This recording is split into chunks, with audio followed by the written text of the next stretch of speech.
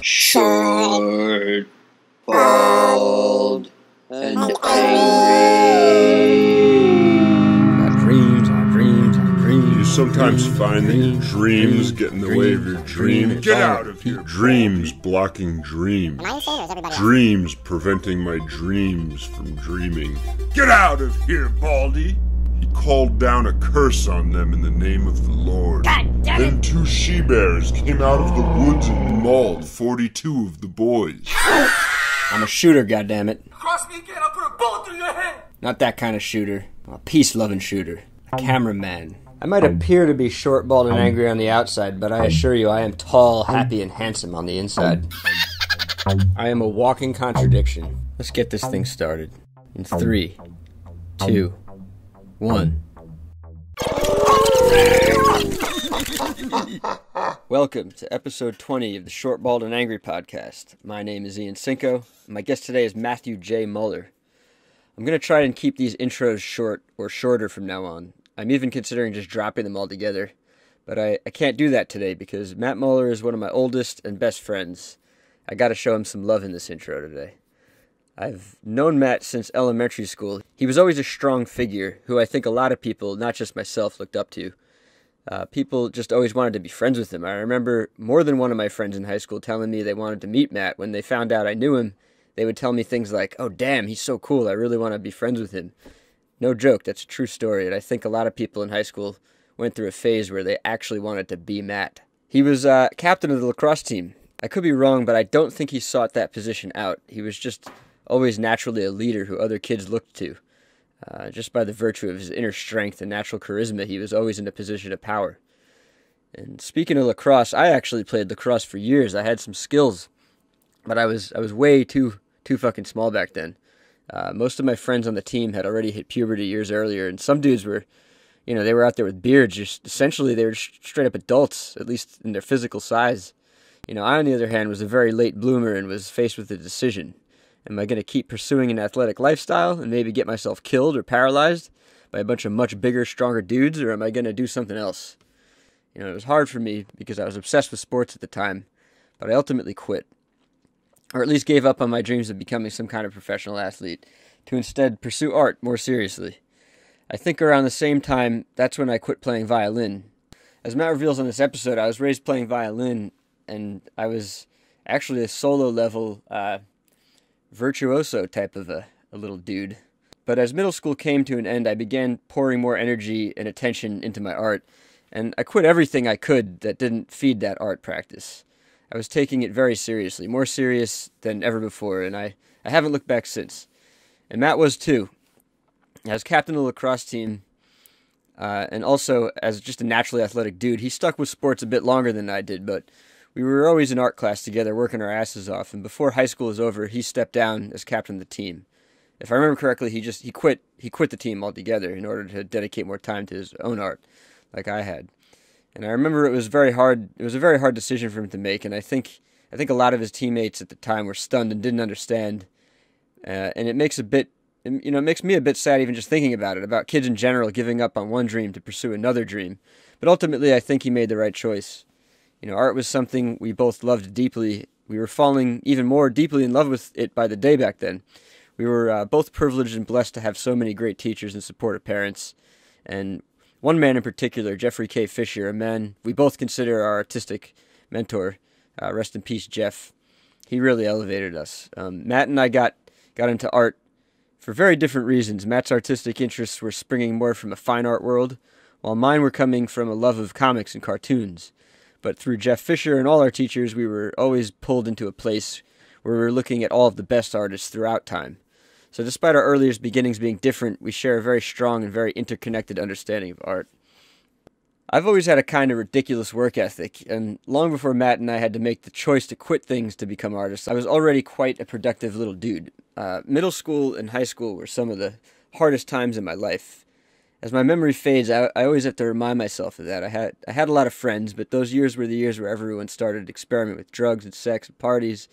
The parties started getting more and more rowdy during that time, and I became quite isolated from everyone. I was mostly working so I could feed my growing addiction to comic books. I was also drawing and writing comics. I didn't feel like I fit in anywhere really at that time. I was growing to have a disdain of mainstream culture, which only further isolated me. I became more and more serious about my art, and even got to a point where I almost stopped talking to people altogether. All I did was draw and write all the time. Matt was much more social than I was. I learned a ton from him, the way he was able to charismatically bring people together. There was probably a stretch of years where I imitated certain parts of his mannerisms or attitudes even. You know, watching and learning from him was a big part of how I learned to break out of my own shell and become more social. I remember he brought me to my first Long Island hardcore shows. We were both hardcore straight edge in those days, no drugs. We had these angry, intense dispositions, which is really funny thinking back on. Like, what did we know? We knew nothing back then. But hardcore was cool because it had a socioeconomic component that made us think about the larger world around us. You know, even though we were trapped in the bubble of our high school, we were thinking about social injustice around the globe, and we were living, all things considered, actually incredibly healthy lifestyles. We still had a ton to learn and figure out mentally, of course, but shit, if only I could have the body I had back then now. And the hair. We also went to the Korn Family Values Tour. God, who remembers that shit? Fucking Korn, Rammstein, Incubus, Orgy. Ice Cube was on the tour, but he didn't play the show we were at for some reason. Fred Durst got sick, so Limp Bizkit had to cancel, too, I remember. But that was so epic to me at the time. I could really go on and on about Matt and all the memories I have of him, but it's kind of too much to go into here. And I'm sure he's going to come back on the show in the future. And as I said, these intros will be shorter. I don't get the impression that people like them very much, and they take me a lot of time anyway. So in the future, I will chop these down. But today has been a special intro for a special dude. And speaking of special, I dropped by his studio and shot as he took me back in time to look at his past work and what he's working on now. So make sure you watch that at the end of this episode. As always, check all the links in the description. Follow Matt and check out his work. Follow me, and please consider donating to my Patreon. No updates on when I will be sharing my comic book, but I have begun designing characters, so look for that exclusive patron-only content soon. It will be one of the coolest things I've ever done. You won't want to miss it. All right, people, without further ado, I couldn't be more happy to bring you this conversation I had back in October 2018 with one of my oldest and best buds, Matthew J. Mahler.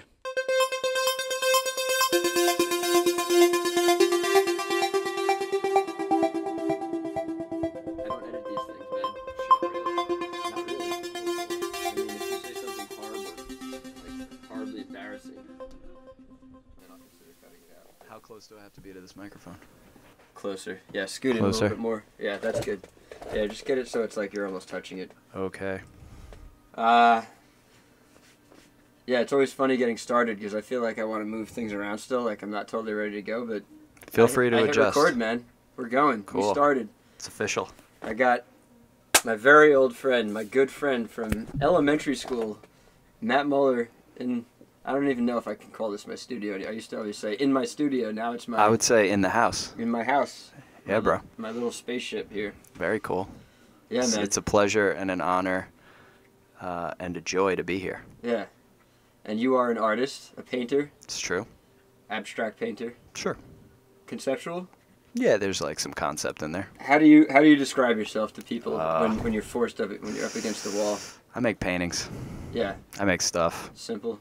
Yeah, it's like we always want to categorize and come up with an easy way, but I think most simply put is I just like making stuff. So, I make drawings, paintings, prints, sculptures. Yeah.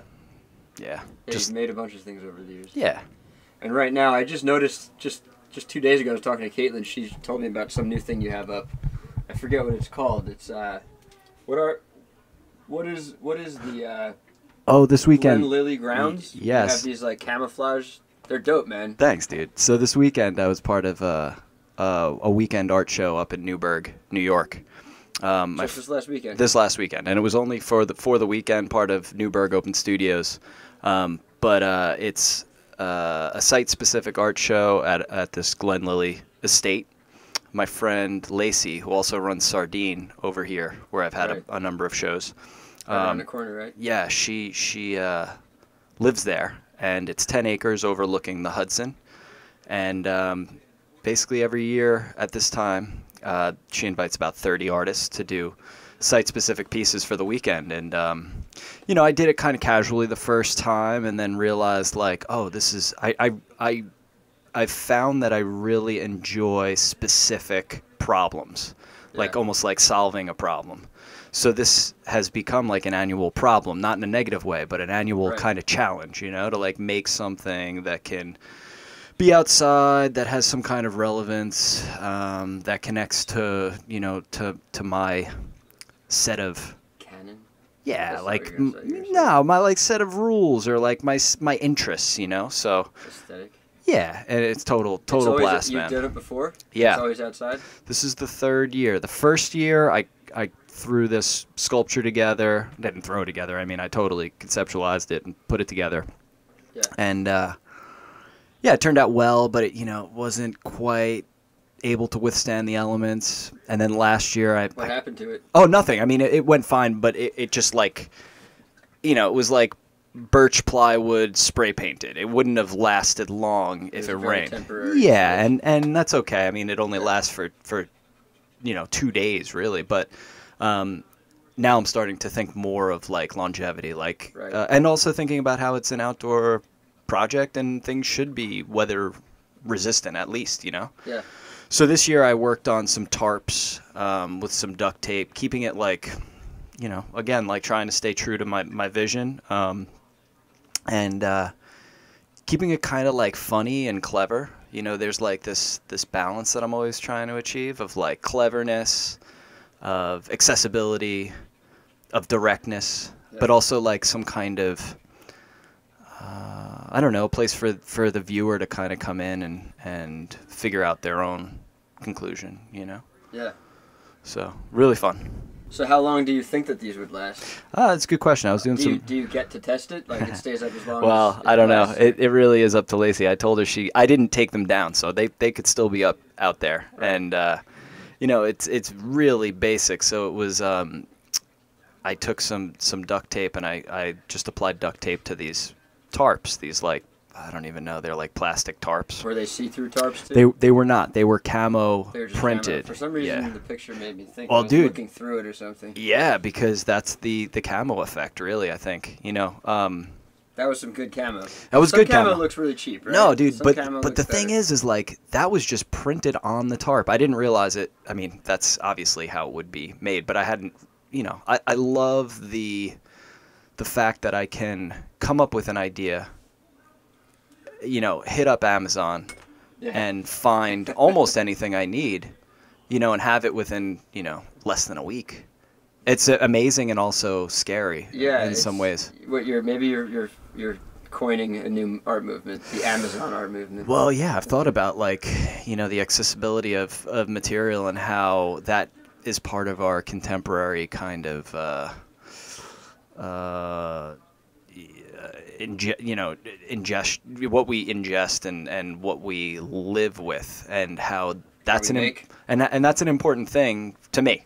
Mm-hmm. So yeah, so these were just some tarps and really basic orange duct tape and some orange paracord hanging from the trees. And so getting back to your original question of how long they would last, I guess it really depends on how long duct tape would stick to this tarp. Right. You know, I don't think forever, but I think duct tape can be Duct pretty... tape is pretty durable. Yeah, I'm also kind of interested in the way that things change. I think that, you know, for me, like, my work isn't really precious. For some people it is, and it makes sense. But for me, I really like the aspect of time somehow kind of making its way in.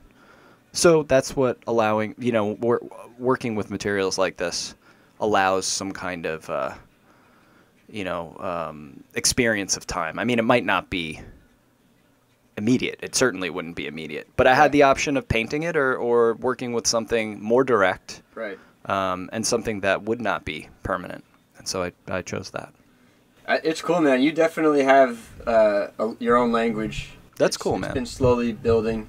Definitely slow. It's cool. Well, I didn't mean like slow, but like it's been a gradual progression, dude. obviously. Totally. But it's cool that you took tape on fucking camo and Simple. It's still totally you. It reminds me of a lot of the work you've done, but those like Native American type man. of Definitely. The ones with the tie-dye on them. Yeah. Those could show well together. I mean, everything. I always like when things show together. Absolutely, and that's something that is like all the way. It's not really something that I'm conscious of, and I'm happy to hear that a viewer can recognize that, because I don't know that always shows through, but it is really sweet.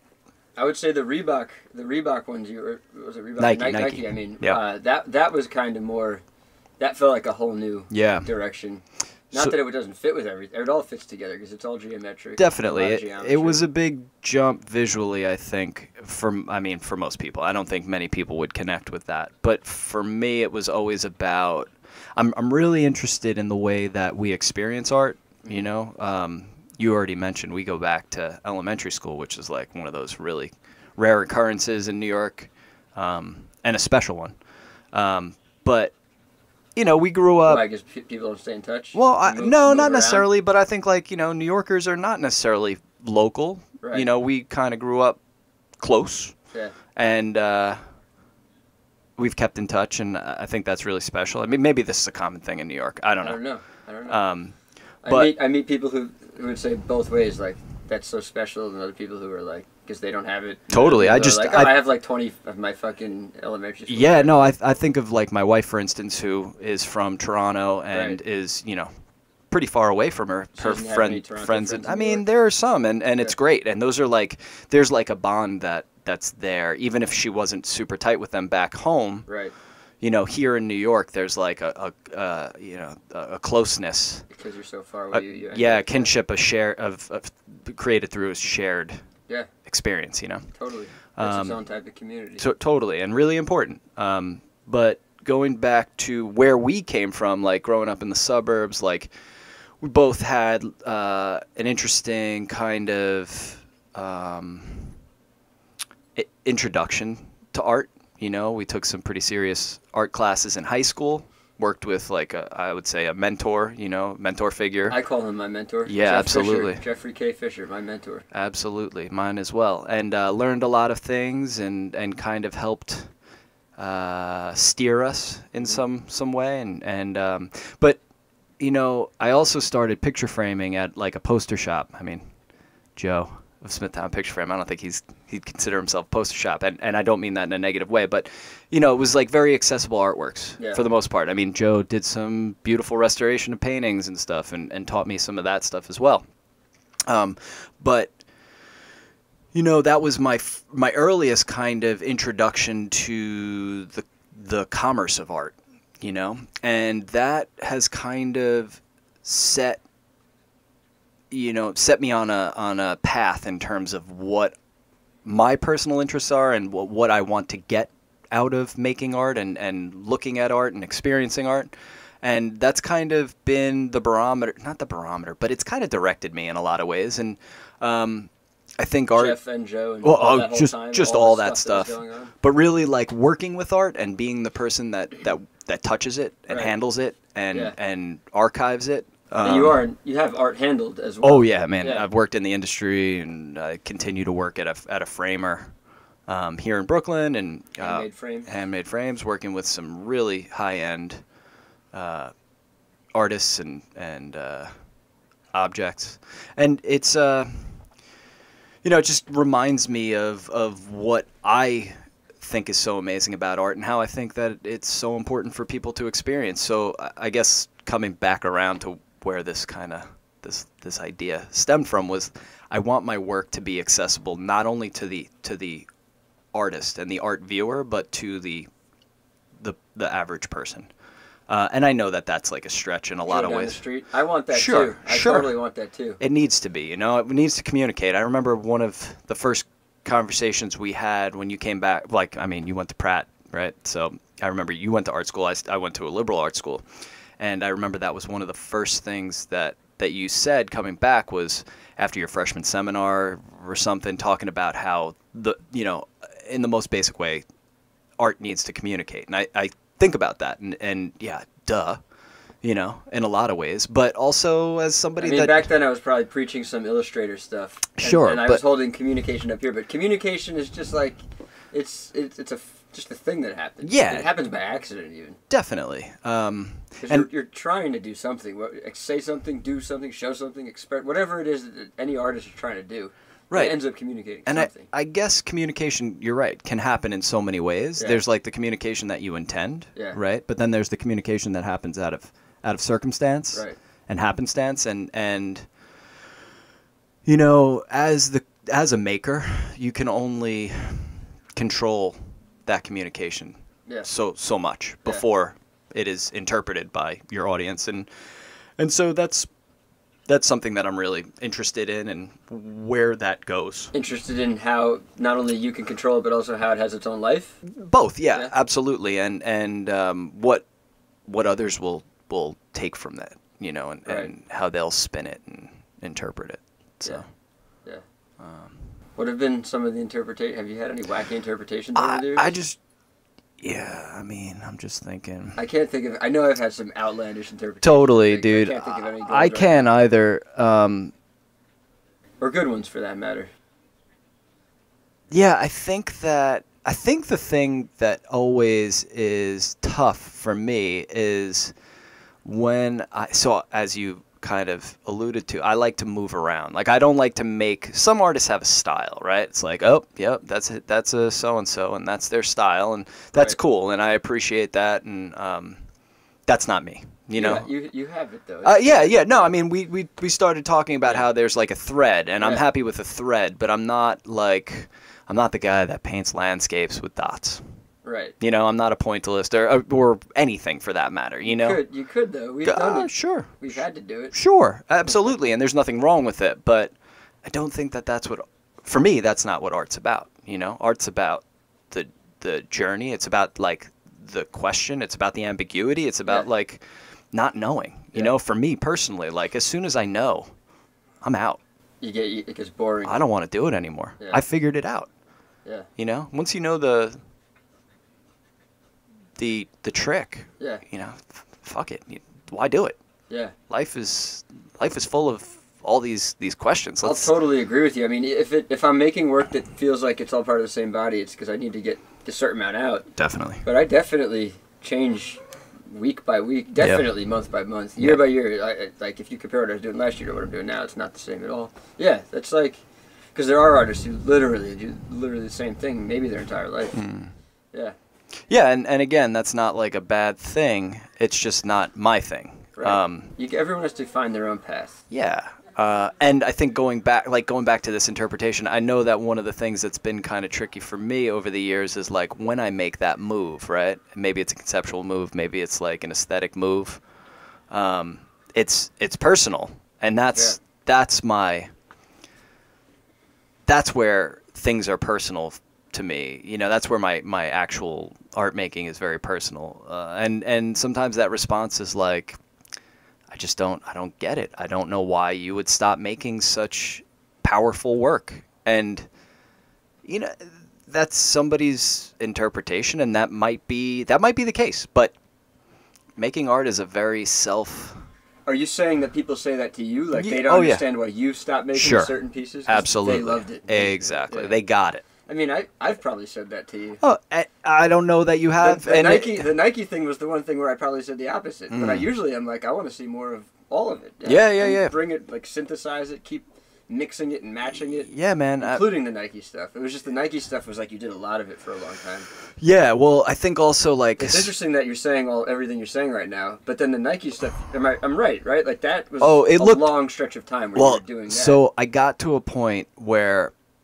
Just a little bit of the backstory. I gained a little traction making a body of work, and that was cool. That was the Nike. That was not the colorways. This was I was making these tie-dye paintings, and I was painting back in with geometric kind of quasi-text structure. Right. Were those also the ones where you're taking like corporate imagery and mashing it? No, that came afterward. Yeah, we have to make a book of your stuff because.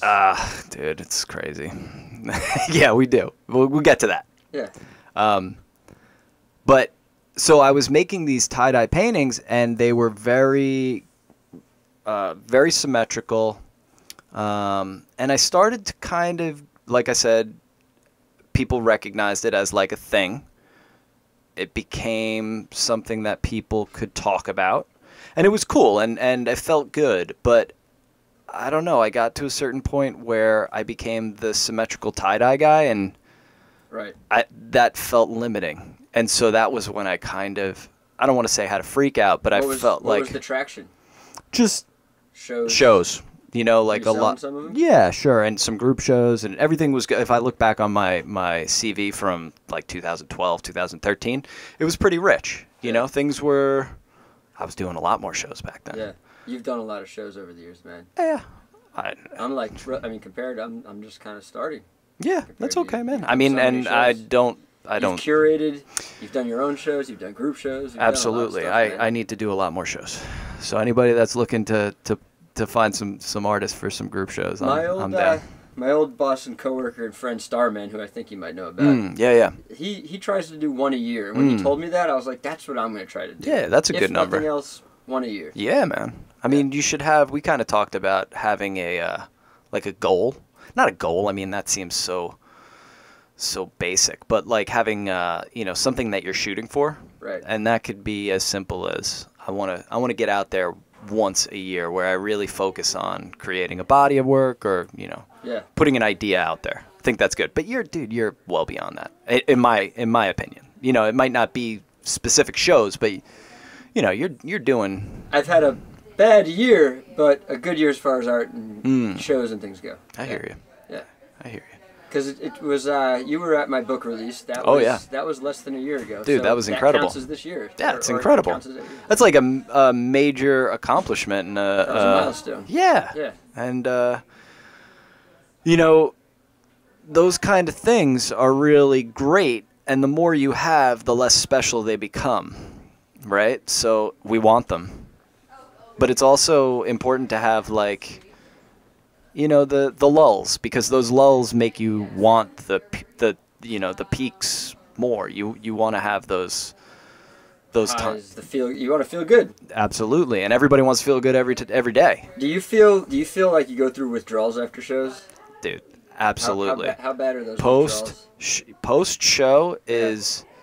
It's like a mild depression. Absolutely. Like, first of all, there's the opening. In fact, I would say, for me personally, the lead up, not even the preparation, like leading up to the install and the time in between, like, let's say I install on one weekend and then the show opens the next weekend or whatever, the days in between the install, when it's like me and a few close, friends or directors or artists, curators, whatever, and then the actual, the sharing, the opening of it up to the public is like the anticipation is almost better.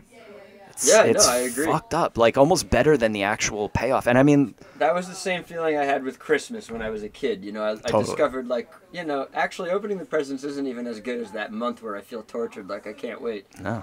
And Christmas doesn't mean shit to most adults anymore, but like that's the equivalent is our art. Like whatever we get to do with our art is that. So yeah. It's hilarious, and this is just like a personal anecdote, but I've talked to Ian about Christmas a handful of times. Like, I know this. We grew up together. So Yeah. Shit, we've probably. I don't know if you remember, but we've probably talked. Dude, we ate dinner. We probably ate dinner on Christmas Eve. Dinners, yeah, with the Nestorics. That's right, dude. Right.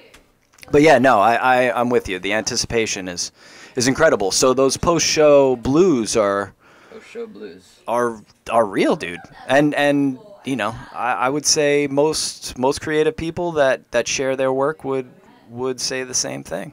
This guy right here, Ryan Bach, Mm-hmm. I want to introduce you to him someday. Nice. He was on the podcast a while back. He told me he likes to, he goes out of his way to make sure he does a lot of shows, man. He makes sure that, like, he's got something, like, literally right after to hop onto because of that depression that kicks in. Though, the other thing that I think is really, for me, like, the come down after a show is like a time for it all to seep in, like soak in, right? Like to think about, to reflect, because I think that reflection is really important. Do I still want to continue working, exploring this idea? Did I get what I came for? Did I get everything out? Exactly. Is this worth? Did you master whatever thing you were trying to do? Yeah. And I think that's really valuable, but it comes at a price, right? And that's that that kind of dump, that like dump of. No, wait. The dump isn't the depression after a show. The dump is what's the dump? Well, what I'm saying is like through that reflection, I think you also you realize you feel that withdrawal from the excitement. If you're not making and you're reflecting, that's what you're referring to. Yeah, and I don't know about you, dude, but I never am able to like get right into the studio to pick right back up. It's always I have types of art I make when I'm under duress. Like, that's cool. Now I'm going to just make some shit. Yeah. And it's not the important shit because my life is a fucking mess. I think what you were saying is like, you need to set up, you need to get your head...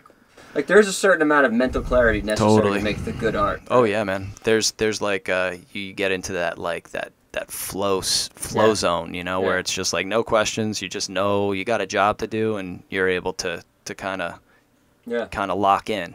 I think there's a certain amount of mental trickery, and if I'm like, because I have my big dreams, and when I'm in a situation like I am right now where I can't get to the big stuff, that's where sketchbooks come in handy. That's where like trying new shit where it literally doesn't matter anymore. That ends up being the best shit for me usually, where I'm like, God damn, and I look back on it. Usually I don't like it in the moment. And years later I look back like, whoa, totally. Why can't I harness that more? Yeah, because it's like it's unknown, it's uncomfortable.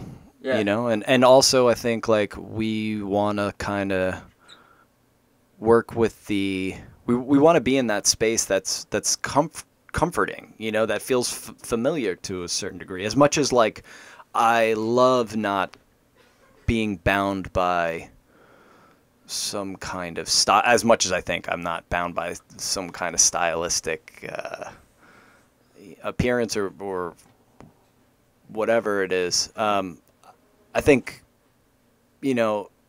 I crave the security of it, right? It's like an identity in a lot of ways. You describe me as an abstract painter. Yeah, I think I would describe myself as the same thing, but in that is like there's some definite like pigeonholing that happens. Labels are horrible. They're crazy. We don't like it when people throw them on us. But we have to. Yeah, no. I mean, it's the way that we communicate, right? That's categorization is.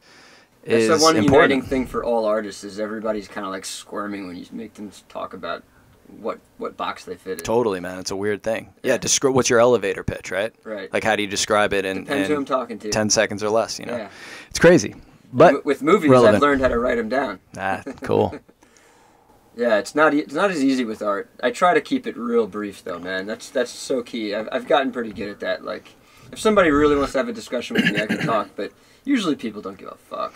And you have to be so witty and brief, Well, it's like, also clever. Yeah, and it's also gotta like look good, and what looks good to me is going to be different from what looks good to you. We don't all gravitate towards the same visual, and that's okay, right? That's what sets us apart. But you're going to catch some, and you're going to miss others. And that's how it goes. Can't catch them all. Nope. I mean, the one thing I've learned now that I'm really getting my art out there is like, I don't connect with anyone other than artists. Like, artists are the only ones who like what I do. And I'm always wishing I could like meet like more people who are like from different worlds, not just places around the world, but like, you know what I mean, like types of like comedy or fucking music or whatever. Musicians tend to bond with me because A, I'm probably gonna make them something for them, but also because musicians have artistic sensibilities.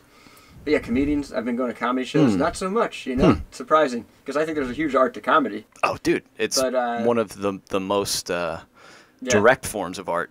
But then again, like, say like somebody who doesn't make art, like a plumber comes by, that plumber's only going to like my art if they are an artist at heart and they want to be an artist, Well, that's the only type of person who likes what I do. I think the thing that becomes tricky about art, especially in our culture, is that art is generally thought to be for a specific class of people, right? You talk about the plumber, and I'm trying not to be the high class. I'm with you, man. I'm with you, and although I'll still do the high class.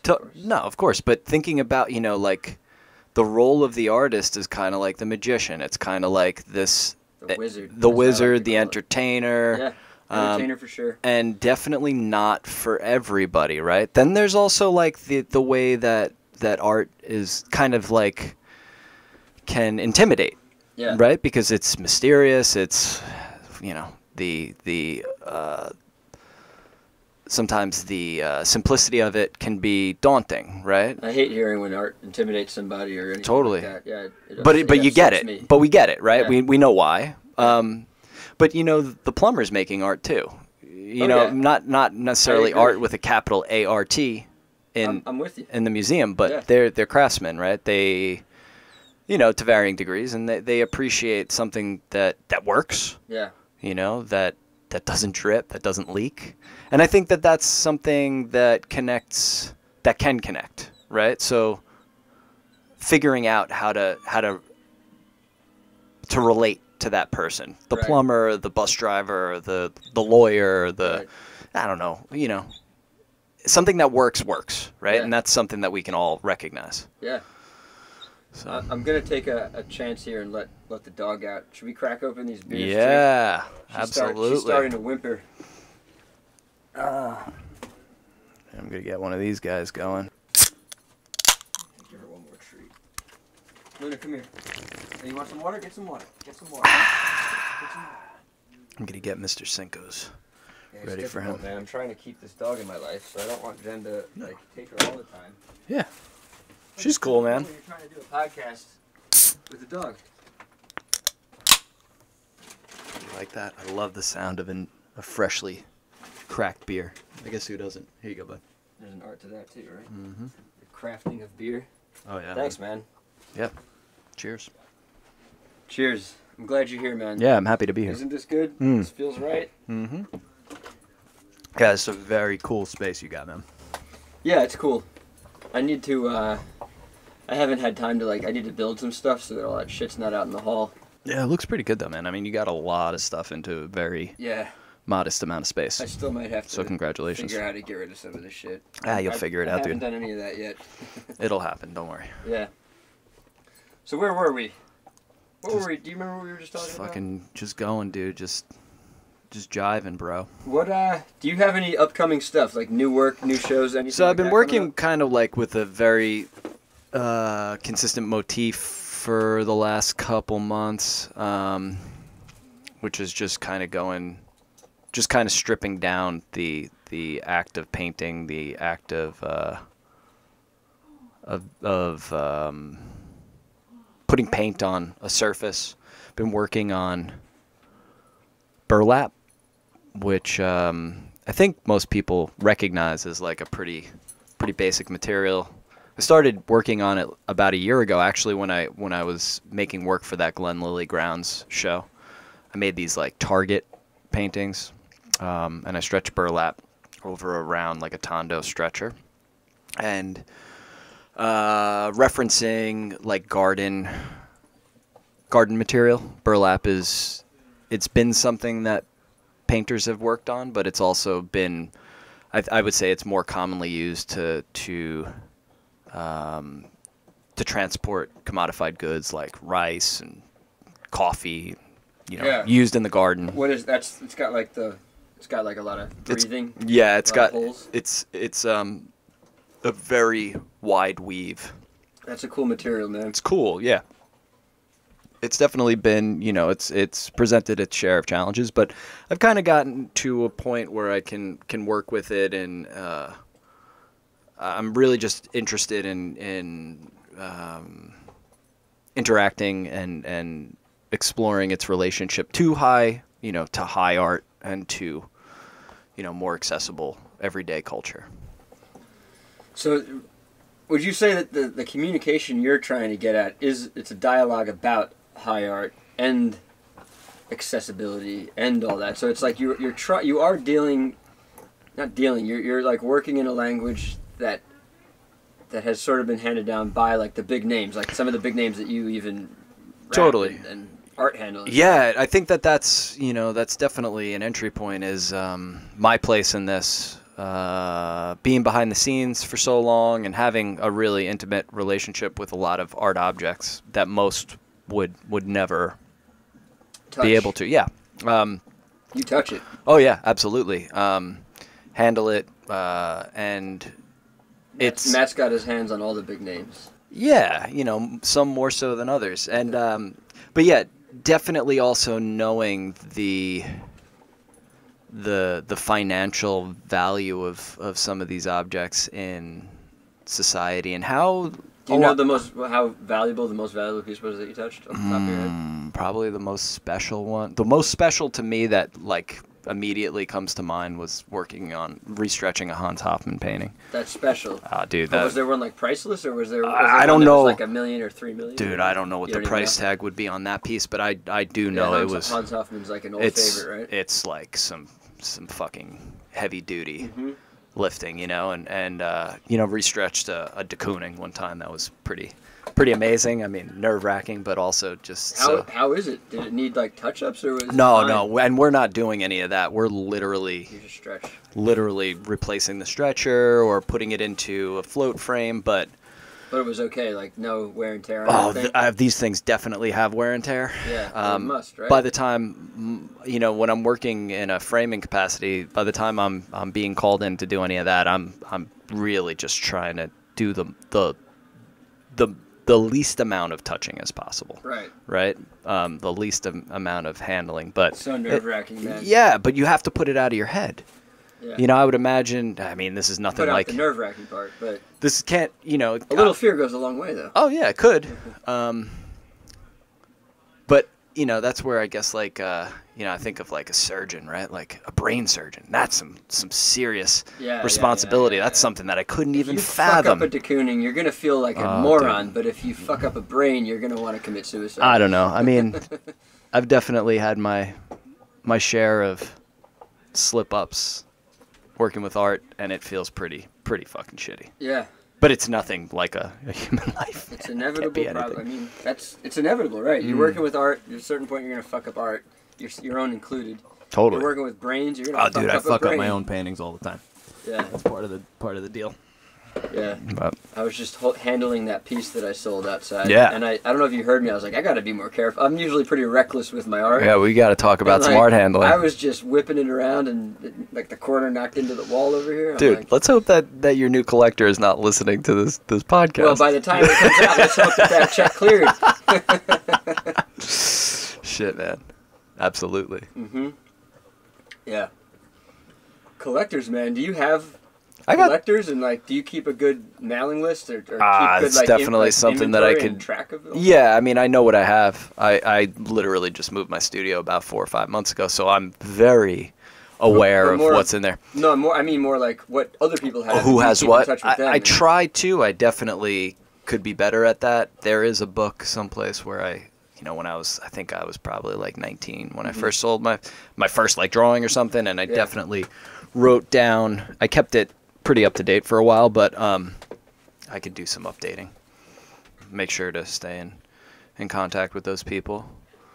I'd like to have a lot more collectors. Hell yeah! How do we find more collectors? Man, just more shows. More shows. Get out more. Are you planning on curating more?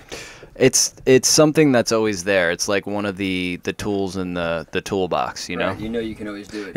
I could do it, and I like it. I think it's really good exercise. I think I go through times where it's more on my mind. I think I'm kind of exploring a newer idea right now that I'm excited about, so I am definitely more interested in making work, but it has been a really great exercise, right? Mm-hmm. And something that I hope to do again in the future. When there's opportunities, I definitely. What was the largest group show that you curated? Largest group show. Well, kind of like in a really organic way. Like, so I used to run an experimental art space in Ridgewood. Small Black Door? Small Black Door. You definitely frequented it. Yeah. I loved being there, man. It was cool. And it was your studio. At the time, it wasn't. It became my studio afterward, but it was definitely a really cool time. Worked on it for like 2.5 years with a collaborator, Jonathan Terranova, another guy that we grew up with, another artist on Long Island. And I think so. We did this project called Bring Yourself, and it was basically a night. It wasn't curated, but it was like a collaborative event. And that was really cool. We basically invited people to bring something. Could have been an art object. The night of the show? Yes. It was. I missed that one. And it was, I don't know how many people. We must have had 40, 50 people come through. And that was your biggest show. And basically, we got some really incredible objects, and we got some really just like random things. I mean, anything from a pair of headphones, a record, to, photograph, to a painting. What do you mean? People were using headphones as a piece of art? Yeah, or just like an object. Like bring something that represents you, and then okay, I got you. We'll draw names out of the hat, and you'll be able to take something off the wall.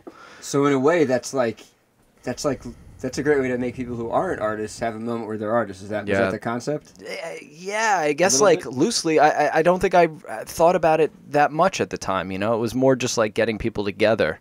And that was what Small Black Door really was. It was about bringing people together because, I couldn't maintain open gallery hours. In fact, we had notoriously people gave us a real hard time about not being open on the weekends. Yeah, because we worked and wanted to be in my own studio, and so basically it was like running a gallery is its own job, right? Dude, and I might have not been that responsible in that way, but we did what we could for the time that we did it, and I would say, people have more positive memories than not. So I think we succeeded. I feel like people need to chill out a little bit, and you'd have to be kind of, I hate to say it, maybe I shouldn't say it. I'm saying it, Matt's not saying it. You have to be kind of dumb to not realize that that's what the situation is, and like, I just try to be grateful in every situation I'm in, especially now, at the older age that I'm at. I don't get angry, I take films to film festivals, and all the time, sound is fucked up, and there was a time where I would get so fucking angry at that, but now I know it's like, that's just what this event is, and I try to chill out.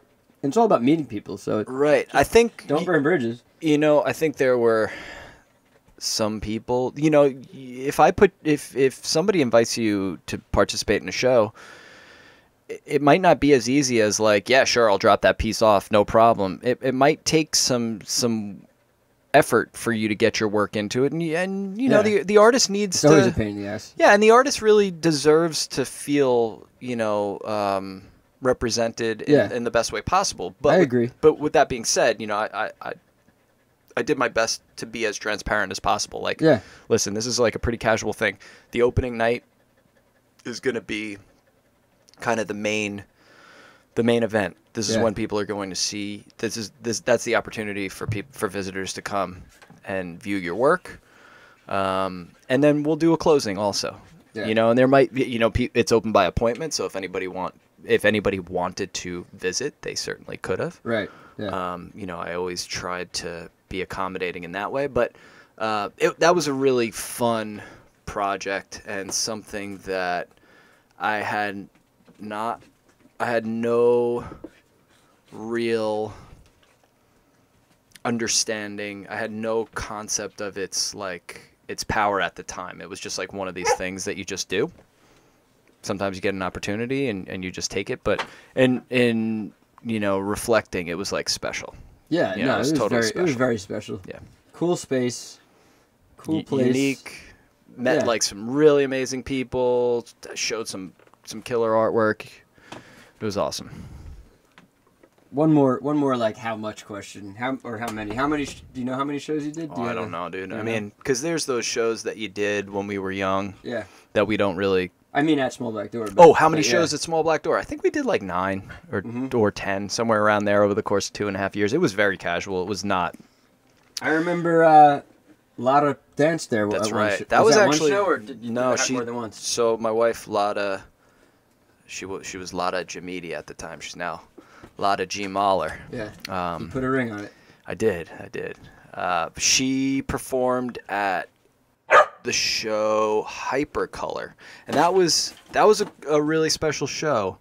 The show was called Hypercolor. The show was called Hypercolor. The opening, she performed at the opening, and that was when somehow we caught the attention of the New York Times, and they included us in a story, and that was cool. That is cool, man. Yep. Do you catalog all that shit too? Yeah, I mean, in some how do you do it? way. Because I have like all these hard drives. I don't know how to like catalog the events of my life. You got a lot you of need hard a drives. document, right? I just have them on my CV. It's like part of the the bibliography in my Yeah. CV, I think. Yeah. You know, dude, I mean, I don't know who that's really that important to at this point. More at the time, it was huge. Yeah. And it's special, and I'm grateful, but, you know. I think it's important to keep track of all that Oh, shit because you definitely. never know. Like I always got love the- when you go to artist shows and they have the timeline, the Totally. years, and by year it's broken. Oh, Like you're the- talking about like- like retrospectives and stuff? Yeah, and you, oh, you it's include amazing. like the images, so it's Yeah, like it's that amazing. the little branch comes off. Totally. I love that shit. Yeah, man. it's amazing. Yeah, Absolutely. I'm with you on that. and we have to make that essentially. It's like because in the end, maybe if you're lucky, someone's going to help you make it finally. But if you don't have it ready to go, no one can help you make it. Totally. Yeah. No, you're absolutely right. It's like the artist's duty is to you have to get past the concept of narcissism, being self-obsessed. It's a weird to certain thing, right? point. And it's like you just have to admit that you are to some level, and you just have to document everything. And yeah, and I guess be it's never self-absorbed. been easier than it is now. yeah, You know, and more kind of expected. And I think that's where you and I are kind of like we're playing catch up in a lot of ways because we're of a different generation. And I think about you mean that. the generation? What generation? We're in a generation that experienced the analog and Right. experienced the transition to the digital and remembers what it was like to, you know, have an instant camera, you know, and not have everything, you know, on your phone. Yeah, but because we didn't have the phone, it might be we might have more of. We actually might be ahead of the curve. Yeah, in a way. maybe. We might be better at documenting because we didn't have the digital. Well, I way to think do it. there's, you know, yes and no. I think that we're more hesitant in a lot of ways because we're more design conscious. I don't even know if that's true. I Yeah, I mean, don't we're know. just like the idea. I don't know. The idea of the image is like more of a precious thing in a lot of ways. It wasn't accessible, so now that it is, sometimes I want people to edit their things. I don't always want to see, you know, your super casual, poorly composed throwaway shot. You know, I guess that definitely has a place. Are you referring inside. to Instagram or like in a show? No, just in general.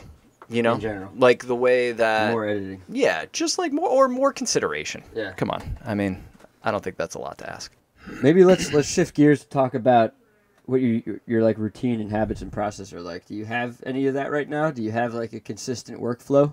I don't know, man. I mean, like, I'm a pretty routine guy, meaning I get up about the same time every day. With or without a job to go to? Yeah. Oh Yeah. yeah. No, I don't What really. time? I wake up like 6:30, 7. Damn, But I man, also go that's to bed good. early. But I go Yeah, to bed that's good. relatively early. You're good. I'm like the opposite. I wake up late and go to bed late. Well, whatever works, you know. Yeah. If I have to be extra disciplined to make that work because if I'm not and I'm drinking, that's Oh, dude, bad. but- yeah. But like, you know, I don't stay up past 10:30 Yeah. on a school night, you know. Yeah. Then that's late for me. Yeah. So, yeah, so I get up, I eat pretty much the same thing every day for breakfast and head to work. And, you know, if I'm not heading to work, then I'm going to the gym. Yeah, you're Or- healthy. You're a very healthy person. In Try addition to being be. an artist. Yeah, absolutely. That's like definitely a major part of my mental and physical regimen is like, you know, doing some cardio, lifting some weights, hopefully getting some yoga in there. And that's always kind of been an important thing. You go to yoga or you just do No, it? I'll do it. I'll do some Yeah, like YouTube. That's what I need to do, man. Yeah. That's easy. You can Because do that. I can't afford it, and Totally. even the time. I can't afford the time to go out to a yoga studio right now. For me, I think it was more of the intimidation because I went to a bunch of yoga classes. My wife is really She's good. She's good. She's a trained flexible dancer, dancer. and Yeah. been doing yoga for a long time. But she exposed me to it and got me in. But man, it was very intimidating for me, and so Yeah, I don't like want to be a master yogi or athlete, but it's humiliating when you're shaking and you Oh, can't dude. hold a pose. But that's important. I think that's like part of it, and you know, even the best practitioners would say that that's part of it, right? yeah, yeah. But I get you. Yeah, I have a hard time like following the instructions. So Oh God, when I can't. I have to see it. I Yeah, can't listen to what they're exactly, saying when they're exactly. talking. It's like what the. Yeah, the language. Anyway. So I'll do that. You know, hopefully once a week, and then after work is usually studio time. I rarely get to the studio too early. And I work in kind of like short spurts. I'm not like somebody that's like, man, I was in the studio for 14 hours. You know, it's never been my. I've never had the opportunity to work like that. So Your schedule's too busy. schedules. packed. New York's expensive, man. Yeah. You know, it's definitely an expensive place to live. Always going to jobs. Got to make money. Yeah. And so you fit the making in around that. So artwork usually takes place in the afternoon to the early evening. And Before dinner. yeah. And, you know, I'm not the kind of guy that's up super late working on projects usually. I'm just not good. Like, Yeah. I burn out at a certain time. I'm finally reaching that phase. You I were was always superhuman for a long time, but Dude, now I'm just like, you know, my eyes are closing, my mind's stopping. and you got to listen to it, right? And it's better to, like, know when to turn off and say, I'll fight a better fight tomorrow. Yeah. You know? Yeah. Totally. I'm still bad at that, though. I'll push myself. Yeah. Till I'm, Yeah. I remember, you till know, I'm fucking that's something always up. been your thing, man. Has it been? Yeah. You've always been that guy.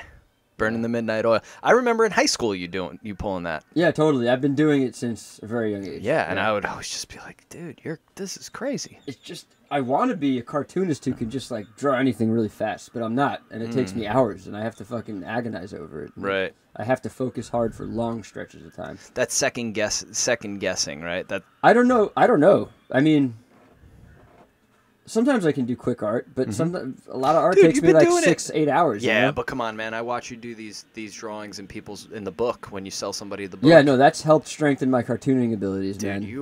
You tell me how much time, 5 minutes, 20 minutes, 30 minutes, what do I have? You know, Yeah. I do it, yeah. No, you got some serious chops, dude. I think you need to give yourself more credit.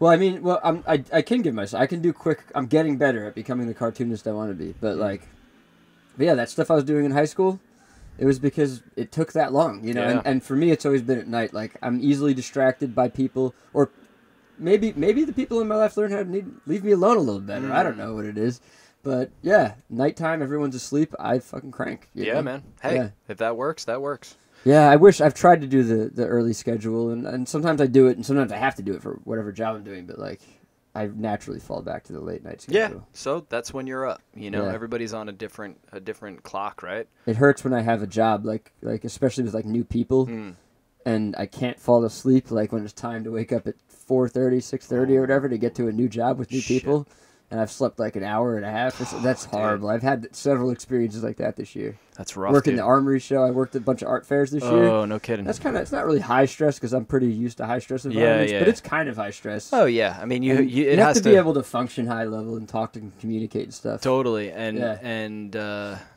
sleep is so important. Mm-hmm. You know, especially as you get older. I feel like more people, you know, we always think about young people having this need for sleep, but everybody needs to sleep. I think everybody, yeah. You know, and it's proven that everybody it needs fucks sleep. up your memory if you don't sleep enough. You don't catalog the things that happen to you. You don't process them. They don't stick in your brain if you don't Totally. sleep enough. Yeah. Well, look at this guy running the country, man. He hardly sleeps at all. Does he? Is that a fact? That's something. Trump's a non-sleeper. He's a. You know, there's a lot of speculation that this guy's on constant stimulants, drinking 12 Diet Cokes, and Is he? you know, waking up, watching Fox News for 4 hours before he starts his day. What a filthy, disgusting animal. Just makes me want to puke. You're gonna cut this part out, right? I don't want them course coming not. for us. I think at least once every episode I say something negative man. about Trump. He's He really- comes up. I don't even bring him up. It's But when he impossible. comes up, I say, fuck him. How do you really feel, Ian? He's a fucking asshole. Yeah, he's One of really the most something. Disgusting Something. human beings on fucking planet Earth. Man, I'm not making excuses for the guy. The guy's a piece of shit. Yeah, let's But- move back to art. Let's not give him. Yeah, man. Let's not give him too much time. Art. Is he a work of art? He's a con artist. Oh, Yeah, he definitely is a con artist. there's an art to it. But for is sure. is his persona Yes, the greatest piece of performance art that we've Perhaps. ever known? it's this up for debate, and I'm sure there's plenty of performance artists who are offended by that insinuation right now. But hey, tell me he's not more entertaining than most. Is this performance real? art you've seen? Are we living through? We're living in a simulation. It's a It- fact. If someone like Elon Musk and all his friends stay up talking about simulations being more likely than not likely, then hey, it probably is a Yeah, simulation. man. Could be, right? Yeah, and I think I'm doing the right thing by calling him an asshole in Yeah, the I simulation. mean- That's the I right mean, way to win this game. You even got if I end up you in got a- to call it like you see it, Yeah. right? The guy's a fucking prick. Have you made any Trump art? No. Anti-Trump art? Well, we went to the Women's March, right? You were Right down after- in D.C.? No, not in D.C. We went in the city. Okay. And I made a sign made a like sign. everybody else. Yeah. And so I kind of riffed off the MAGA logo, Make America Great Again. Except I said, what did I write? I said, Make America not accepting. I can't remember what it was. Wow, this is a terrible pitch. You'll tell it to me later, and I'll say it in the intro. Yeah, you're going to edit this part out, right? I don't edit anything out, No, man. shit. Everything stays in. Anyway, so no anti-Trump. You didn't sleep that night, and you forgot it. You didn't You know what, man? commit it to memory. Political. I feel like making art in general is political. So like, True. It can be, yeah. going back to like what my work is about. It's become like recalling like the reference to like the Nike inspired work. I made these paintings that were inspired by the bottom of an Air Jordan sneaker, right? Yeah. The sneaker that came out when we were growing up in the 90s. Mm-hmm. And, I was trying to like touch upon a bunch of different ideas, but basically I repeated this motif. I don't know how many paintings. I must have made 100 paintings of this. Same motif, different colors. I sat with you while you painted one when I was drawing in the book, yeah. And, that in itself to me was the first form of like protest, right? Being this creative person. Because, as I started working on these in like 2016, probably 2015, right around the heat, the height of the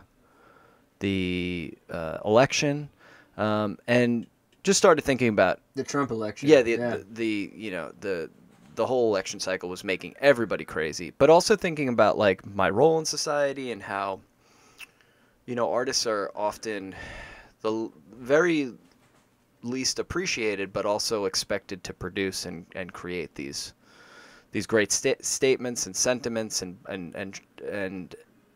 And we're competing with Netflix and like more media now than there's Totally. ever been. And so And we're just lumped in with that for, I think, most of the population. There was It's like something- art is entertainment for a lot of people. Yeah. absolutely, and there was something, and it's like disposable. Mm-hmm. It's like That's I don't more even- upsetting to me than actually like the feeling after a show is like, especially when it's a big important thing I've Totally. done and it gets its like day on Facebook and Instagram. That's it gets it. its hits that day Yep, and then yep. we're done.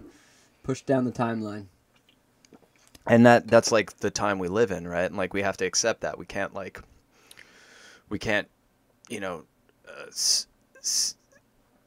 kind of stick around and obsess over this, but at the same time I started making this repeated motif as a form of some kind of protest. It was going to be something really simple, and it was going to talk about, I hoped, this idea of the collected object, the art object being this commodified good, and it was going to be limiting. And I think that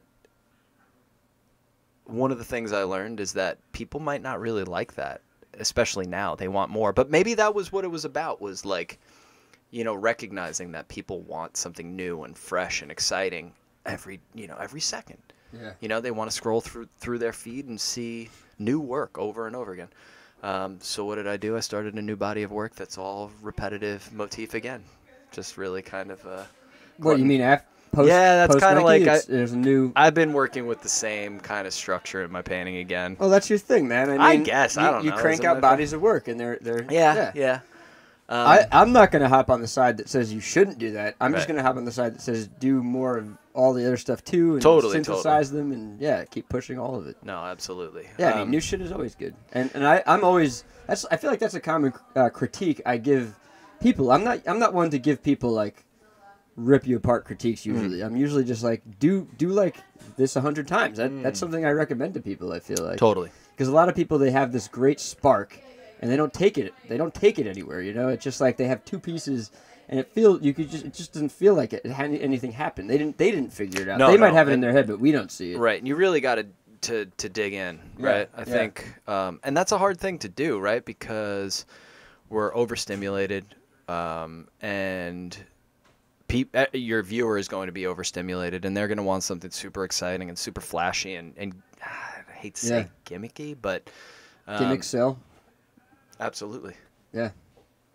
That is kind of how you reach the other part of the population that doesn't know, understand, or appreciate art. Is gimmicks kind of it's marketing, connect right? to them. And marketing's a weird thing. Is marketing art? I don't know. I think about this, and I think about the effect of marketing on art. Yeah. Because we consume a certain kind of artist, right? The one that is recognizable, the one that's recognizable stylistically most, noticeably probably. That has a name that's a name that is like associated as with a brand status, and that's a strange thing. Yeah. Because the artist shouldn't be a brand. The artist should be alive, organic. Oh God! Now another thing that's now more than ever is that thing that I think you're talking about. The artist being like corporations hire them to just have this run. Totally. They pay them a bunch of money, and the best case scenario is they get to kind of just do their thing. I have some friends who just get to do their thing for a brand. Yeah. But then sometimes the brand, oftentimes, I think like entertainment and corporations, they suck up a majority of the artists on Earth right now. Well, to they're just also do their bidding. Yeah, and there's going to be a limitation, right? Because you have to stay within the box. You have to toe the company line, and at that point, right? Yeah. Because if you don't, you're out. Yeah. And who doesn't want that paycheck? Yeah. And I get it. And it makes sense. That idea totally. of selling out, right? Like that's like a word. I don't hear it thrown around that much anymore. I haven't in a long time, but since I've been doing this podcast and talking to artists more, it comes up. It's like I don't even know how I feel about it anymore. I'm super. I can say right? this very easily. I'm very anti-corporate oligarchy. I could talk shit about Trump and governments and agencies and the military-industrial complex all day. But then when it comes to the artists selling out, that's a complicated discussion. So complicated. I think it's so personal, and just because one person sold out in one way, just because another person did it seemingly the same way, doesn't mean they sold out necessarily. Right. So it's like I think as long as you're tricky staying true to your vision and your pursuit, but that changes. Yeah. Right? If you've got, 3 kids and a wife and you can't make your rent. You have to take care of those things. And somebody gives you the opportunity to do what you love and know how to do. I know plenty of family Then you're going to fucking do it, man. Absolutely. And you're going to make sure that the Ian Cinco stamp is on it. Yeah. And I'm going to do the same thing. But at the same time, I haven't been tested yet, and I haven't had the opportunity or the test. I don't know which one. One of the two I don't know about you, but I always think about, there are certain artists, right, that I'm like, oh, man, that artist, they made it. Look at them. They made it. They got the Simon Lou stretcher bars. They're doing two or three international shows a year. They like our peers? Yeah, peers. Yeah. And oh, man, I really want that. I'm so jealous, Yeah. But then at the same time, like on the other side of the coin, I can recognize the freedom and the beauty that there is in not having that. Yeah. Right? Because now that artist has to produce for their brand. Yeah. And in terms of being a creative person, that can be extremely limiting. And that can be, for me, potentially really depressing. I think on the same note, even if you're not getting corporate sponsorship and I'm doing Patreon now, you can get into a similar loophole where you're you have to make this thing that got you that money. Totally. Another limiting factor where we want to wake up and do whatever we want that day. Really is the goal. I feel most of the time because you have to intuitively figure out what you need to do half the time. So we were both to reference this guy Jeff Fisher that we kind of started talking about earlier. Jeff was this incredible illustrator, maybe a more incredible teacher, I think. Incredible mentor. I would second it. Yeah. Right. I mean, the guy had super great dude. Just cared so much about so many people and elevated everybody. Cared more about other people than himself, I think. Definitely. Yeah. And he definitely had some serious drawing chops. Yeah. And I remember talking to him about his jobs, right? Like this guy, he seemed to do all right financially, from his work, but I don't think he ever made a boatload of money. Yeah, I mean, he might have said something otherwise. Who knows? He might have had a couple of good paychecks. Sure, but it's like where I'm at right now. Like I get a sweet paycheck and then I'm fucked 3 months later. Totally. Or even if and I feel like Jeff usually 1 month was the exposure to that, right? Yeah. And but I think Jeff. So being exposed to like illustration and doing a couple like basic illustration jobs early on when I was younger, I realized that was not going to be the path for me. I mean, here this guy was my mentor, and he like kind of laid this out, and I saw that like it's cool selling the job, but then when you get the job and now you have to execute it and live up, you know, and to the standard that you've sold, or that's hard. I don't actually like being called an illustrator or illustrating for, I think, probably what you're getting, whatever reason you're getting at. I mean, it's not. No, it's limiting. It's shriveled. I feel shriveled in the moment when I'm finally sitting down, pen to page. It's just I feel constricted. You know, but on the other side, like, should the artist have complete freedom? I guess they should. You know, like when we're referencing free will. I don't know. I feel like we have such a hard struggle all the time to get like any time to ourselves to make the art, that we never get to the freedom thing. So the freedom thing is like a rare. It's like the lightning strikes. You become a celebrity artist, like a Warhol or something, and then you get to do whatever you want. But I would argue that guy definitely struggled along the way, and like had these talks. You know, like had these conversations with others. Sure. You know, we look back on it 50, 60 years later, and are like, oh, you know, that dude, he had it so easy. Does he even know? I don't think he had it easy. I mean, obviously his life was not easy, but I hate to turn the conversation in another direction right now, but I did want to bring up Warhol with you because we are like solo artists, you know, and Warhol, it became really clear to me. I forget where it was. I was in Pittsburgh, maybe. I forget where I was. I saw a Warhol exhibition. And that would make sense. It just struck me. It was like, and it was outlined. It was written on the walls. Like, he was a corporate artist. He was making work for corporations, and he became a corporation. And he was the factory isn't just a cute word for his little thing going on. He was literally a factory working in a corporate structure. He adopted corporate structure as an artist, and it just struck me. I was like, oh yeah, so that's what, you know, Koons does. That's what all these big names do. And they have, some people keep a smaller operation, you know, a smaller studio, but some of them get huge and corporate, and they are essentially corporations making art. It's a weird thing. Yeah, man, that's a funny thing. I wouldn't know what to do. I'm so not interested in that. I'm with you. I want to feel like I did it myself. I mean, some people feel validated by having the idea and having 100 people execute the idea. That's cool. Yeah. I'm not. That's just not me. Yeah. I want to have that experience. I mean, it's meditative, right? I do have to say though, the Nike paintings, that was something you could have hired people to do. Oh, you know? No doubt, dude. Your art would really. I mean, as a filmmaker, I need to do that. I need to do that with my film. Maybe not my art, but my film for sure. Right. You know. But yeah, you could go there. Well, I think that there's definitely a curiosity. There's definitely a question about that, but in the end, like, making art is about being in it and having that experience and the meditative aspect of it. Yeah. And maybe, I don't know, maybe I'll get over that. But for now, when I'm doing when I'm earning my keep outside of the studio all day, that's what art has to be. And I don't know where it'll go, but you know, Warhol is one of those interesting ones. I think he's like totally relevant. I think he kind of wrote the script for the way things are playing out. Oh yeah, so many ways. Very much so, yeah. And I really admire that guy's impact. He was a visionary. How old was he when he got shot? I don't know, he was 50s, 60s. He was probably born in the 30s, checked out in the 80s. Maybe born in the late 20s. He kind of had a full career, though, because I know he hit at a young age. Yeah. Yeah, but he wasn't like, 18. Yeah. He was a graphic designer before he came to, making fun kind of an illustrator, too. Definitely, dude. He did some, like, very illustrative guy work had chops, at this man. show. The guy wasn't a hack.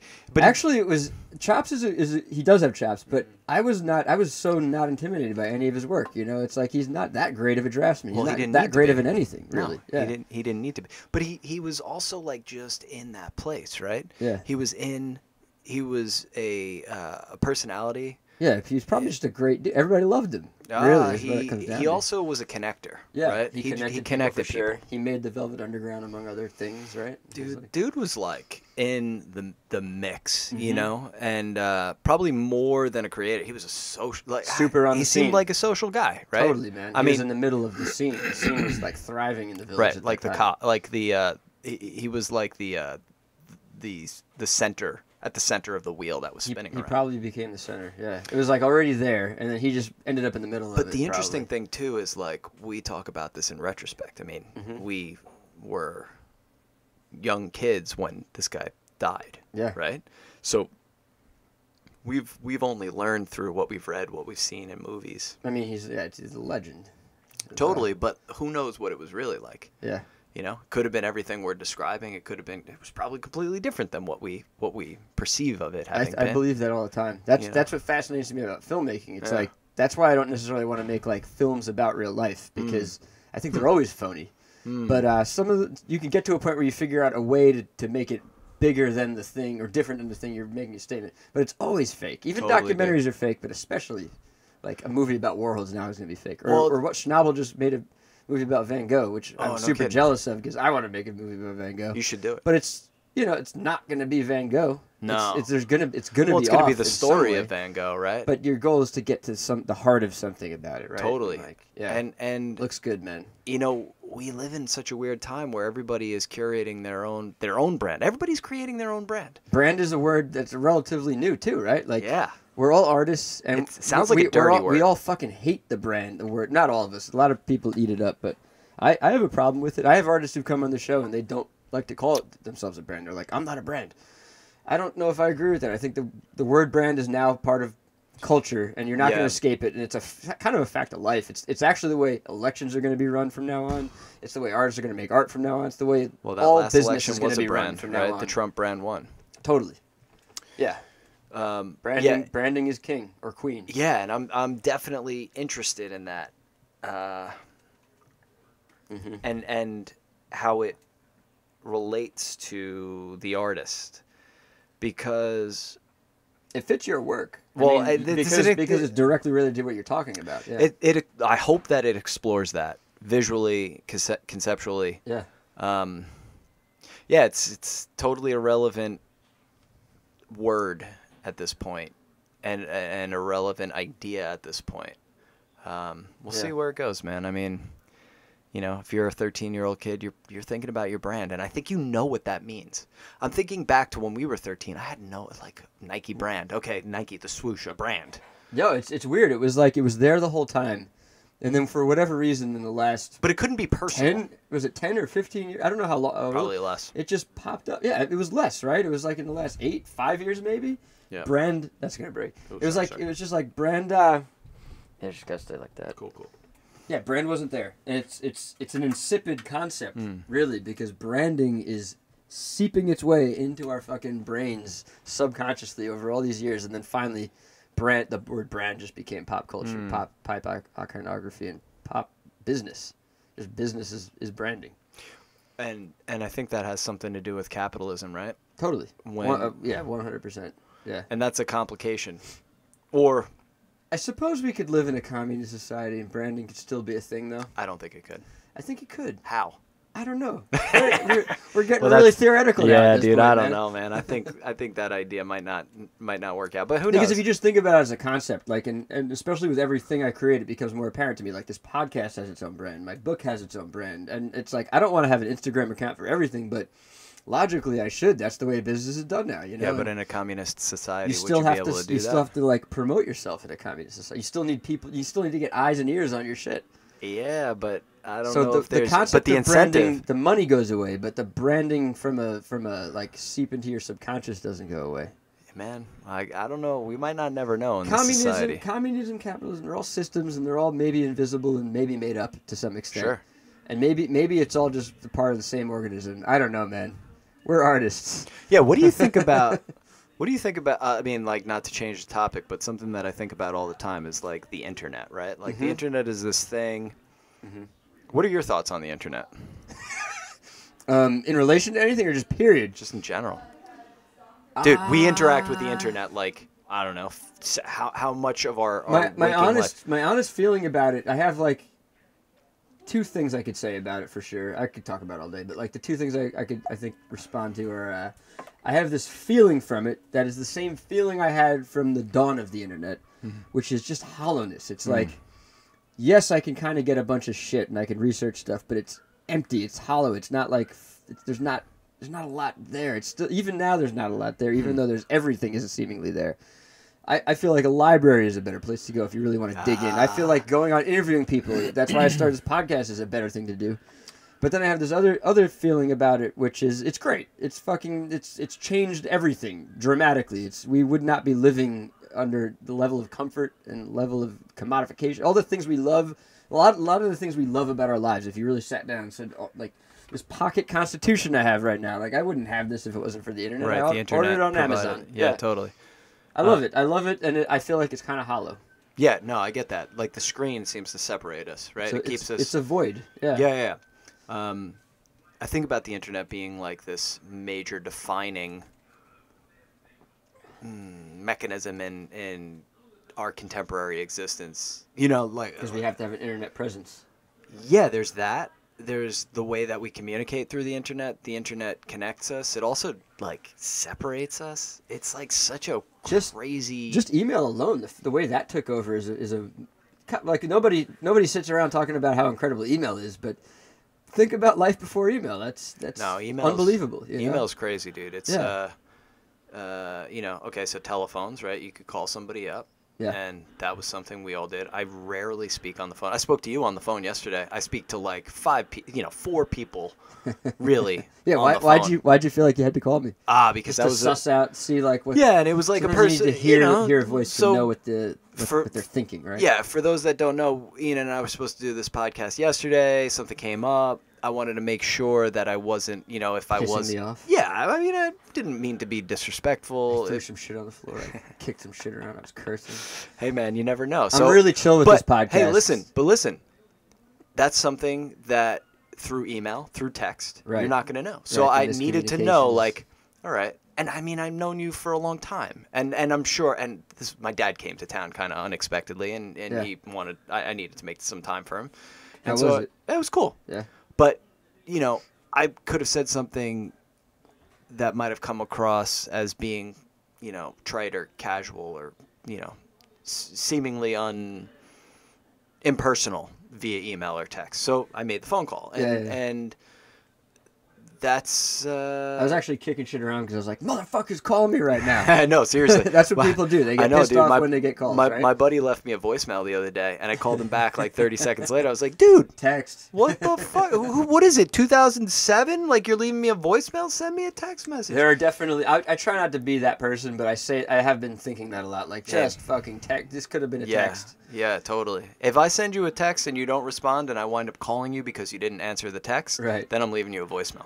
That's just as simple as it is. Right, start with the text. Exactly. Give it a little breathing room. Totally.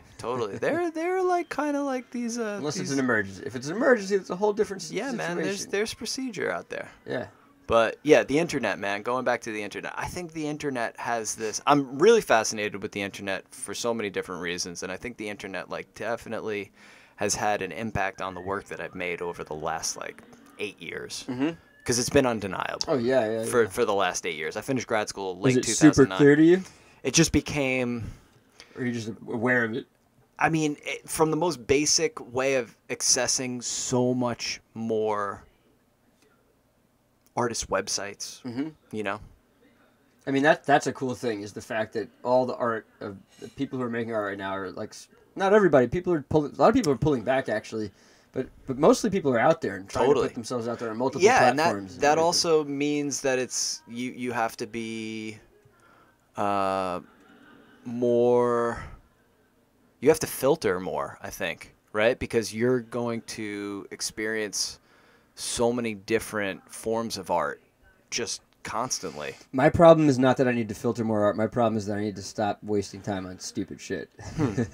I'm not good at checking out art, actually, to be honest with you. I don't go to museums. I don't go to shows. I don't really. Think about Instagram. Instagram has changed that for me. I check people out on Instagram. Right. Yeah. But 10, 15 years ago, you were going to art shows, you were going to museums. I was. No, there was a long stretch had where to. I was like, movies and museums, that was my life. Culture, Yeah, man. Yeah, very cultured. And past. now it's not so much now. Yeah, but I think that's also part of like the grind. You It's get into growing any up. routine. If It's you growing moved, up. let's say you moved to Berlin, I bet you would be out and about a lot more than you Sure, are here. maybe I've been living in New York for too I long. think that Or comes with like the Matt, comfort. Caitlin, and Doug, all our friends out there, they're constantly like, "What are you still in New York for?" But Wow. maybe I've just been here too long, and I feel like I don't need to go to these places because I've been to them so many times. Yeah, I don't know. I think that's something that I agree with you 100%. And The fact that we've been here for too long, maybe we well, need to get out, or that, the fact I that mean, I we're don't know. just We not- just need to go out more. Yeah, man. Take advantage. I'm so bad at that. But there's like But there's no time, man. No, dude, And I I know know. you probably work more hours than I do on jobs. It like, comes and I'm, goes. I'm like really out in the deep end these days, taking big risks. but that's good. It's that's not- where you got to be. It is good, yeah. I know but it's uncomfortable. Yeah, My buddy, Joe. Yeah. Izzy, same thing, man. Kind of that's like what I just said. just refuses. I was going to ask you about him. You like, got to get him on the podcast. I know, I feel I like he definitely would will, have. man. I think that you guys could riff. He's a lot. He's traveling in scenes that I need to get in on to shoot movies I want to shoot. and shit. Dude. Yeah. All right, this is a conversation off the air. We're not going to have this conversation here, but yeah definitely. Right as he's coming on. Cool. Yeah. But yeah, no, you got to be on the edge, right? Yeah. The great Zeke Nesteruk, you remember? You know Zeke. Did he tell you that, or something? He always had these euphemisms, right? Did and he, one of he them- sing it to you? He didn't sing it to me. I mean, he could have, but I Yeah. don't remember. He's like, if you're not standing on the edge, you're taking up too much room. Man, if I ever get in touch with him, I'm gonna have him sing that, and I'm just gonna have like. You should we're get gonna- him on the podcast, dude. I'm open to that it, would be man. a wild podcast, I'm sure. I'm open to right now. I'm open to everybody coming on the podcast. That's cool, man. But when it comes to friends and family, they're always welcome on Nice. the podcast. Nice. Yeah. Yeah. Eventually, I'm gonna hit that wall where I'm like, I can't do this anymore, Well, you and do it it'll for- be one Dude. a month, and Dude, it's I'll the be more wave. selective. But right now, I'm like, It's the wave, man. I'm just going around the community. Like, I haven't even Cool. reached out to celebrities yet. I'm just talking to friends and Dude, it's the essentially wave, family, right? and, Like sometimes the wave, Yeah. peaks at different times. You ride the wave while you can, and then the wave dies, and you paddle back out. This is coming from a surfer, so he knows. Yeah, but he it's knows like he's not. it's like a metaphor for life. Yeah. Mm-hmm. There's not constantly waves. That you go weeks without waves, and sometimes you got to ride them, keep paddling out and catching the next wave. But Yeah. sometimes you got to just like sit there and watch. Yeah. And actually, that's a hard thing to do. I don't know if for you, but definitely for me, like quiet time. I'm really bad at being idle, at sitting.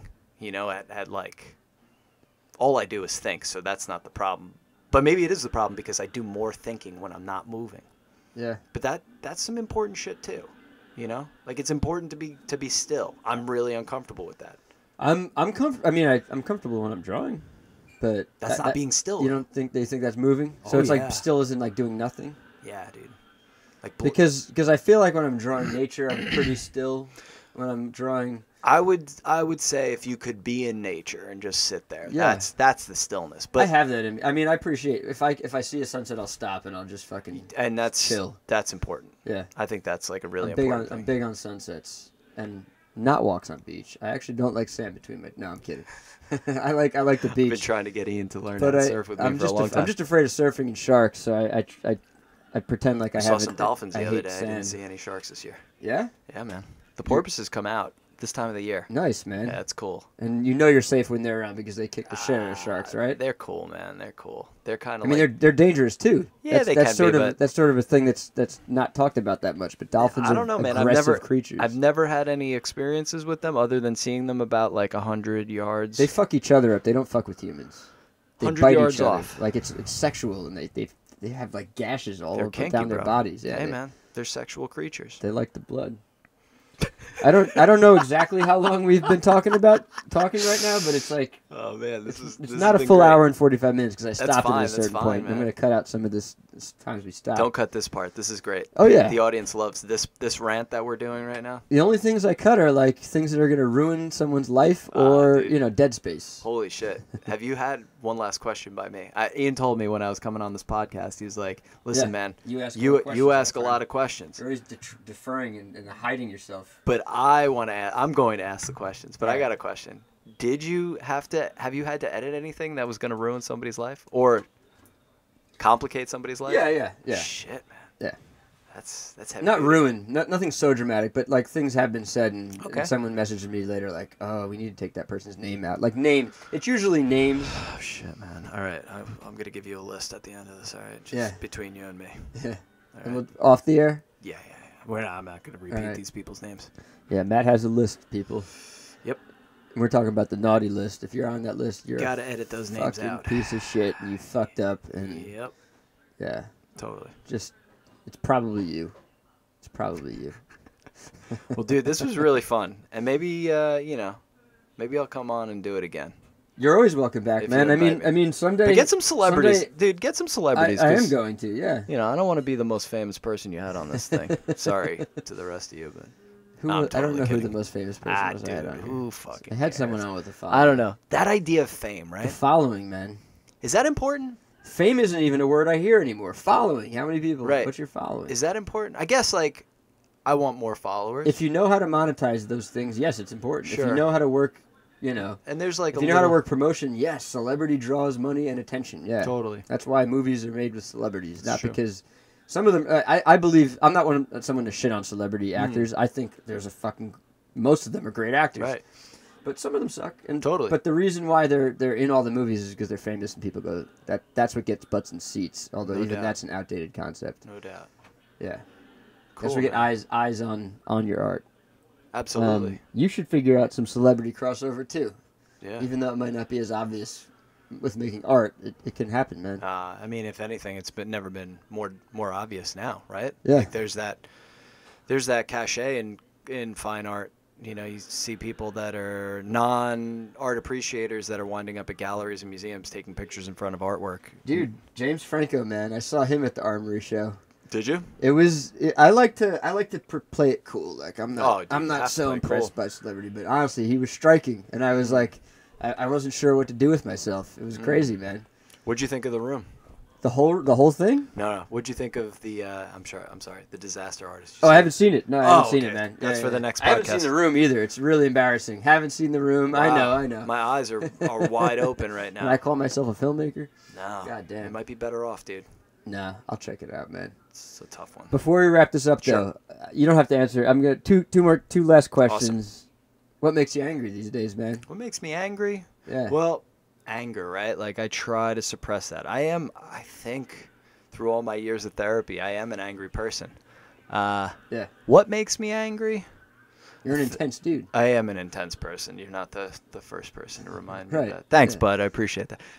No, I'm an intense person. What makes me angry is when things are unfair. And I think that we've never been in a time where inequality and, unfair conditions have been more obvious. So that makes me angry.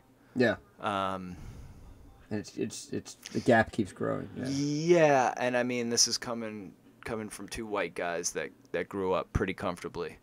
But I think we both recognize that we were coddled in a way, and we had it really, really good compared to the majority of people out there, and just knowing that. We've gotten out there. We've gotten out there too. Yeah, We man, didn't stay totally, home or anything. totally. We've Yeah. gotten out there, and So we've seen things.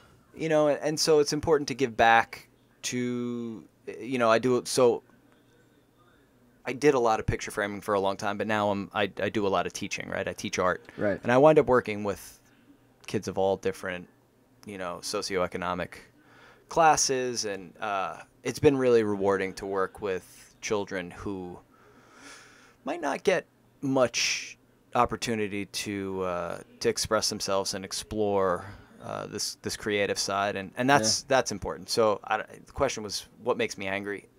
Well, that before you even answer that, Sure. I mean that's priceless, man. That's that thing you've probably, even if it's one kid, you Oh, you dude, change that that's kid's it. life. That's totally it, man. I mean, because our art actually doesn't make its way into the majority of the population's life. You know? No, it's like absolutely if not. If it does, it's like brief. It doesn't touch them, and they move on. well, and one of the not funny. I mean, one of the things about making art is that it really is cathartic, right? It making anything. It could be a meal. Mm-hmm. It is a brief respite from our, you know, day-to-day monotony, right? Shitty grind. It just kind of, you know, and making something and sharing something, whether it be something that somebody consumes or they have an experience, whatever it is, that's priceless shit. Yeah. You know? So. And then the final question, what advice do you have for young artists Keep and making all stuff. artists? Just keep making stuff. Trust yourself. Yeah. Trust your intuition. Ask for help. Ask for help, man. So bad at asking That's hard. for help. It's a hard. Yo, Fucking terrible moving at it. here, I couldn't ask for help. Dude, asking for help is the hardest thing. Yeah. But nobody gets anywhere without help. Yeah, it's true. Yeah. As a 35-year-old man, I'm not as egotistical as I used to be, and I recognize I didn't get anywhere without Didn't help. you just have a birthday? Yeah. How old are you? 36, man. Did I just say 35? You did. Thanks for catching me, man. I only caught you That's crazy, because yeah. I know exactly how old you are. There so. was a year where I forgot how old I was. I think it was 33 or 34. I forgot I was 34. Dude, whatever. Yeah. 36, it's weird. Or maybe it was 24. I don't remember. You just turned 36. I'm about to turn 37. Yeah. God bless you, man. God bless you. You're a wise note. So I'm gonna hardly. close this off on a Cool, note, and I'm gonna try not to cry. But Stop.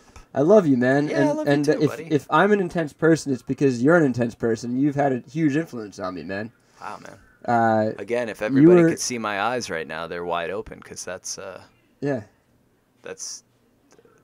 it's heavy. You've influenced me on a deep level. Like, I was a shy kid who didn't know anybody, and you would invite me out, and we would go out and do crazy shit. And Okay, hold on. I need your audience to know something. Don't embarrass me. No, dude, I'm not. No, that's not it. I have an image to maintain no, here. of course not. Matt actually has. He's one of those friends, like all friends who have a lot of dirt on me, man. Oh, dirt. Come Friends on. have dirt. No, there's no dirt on this guy.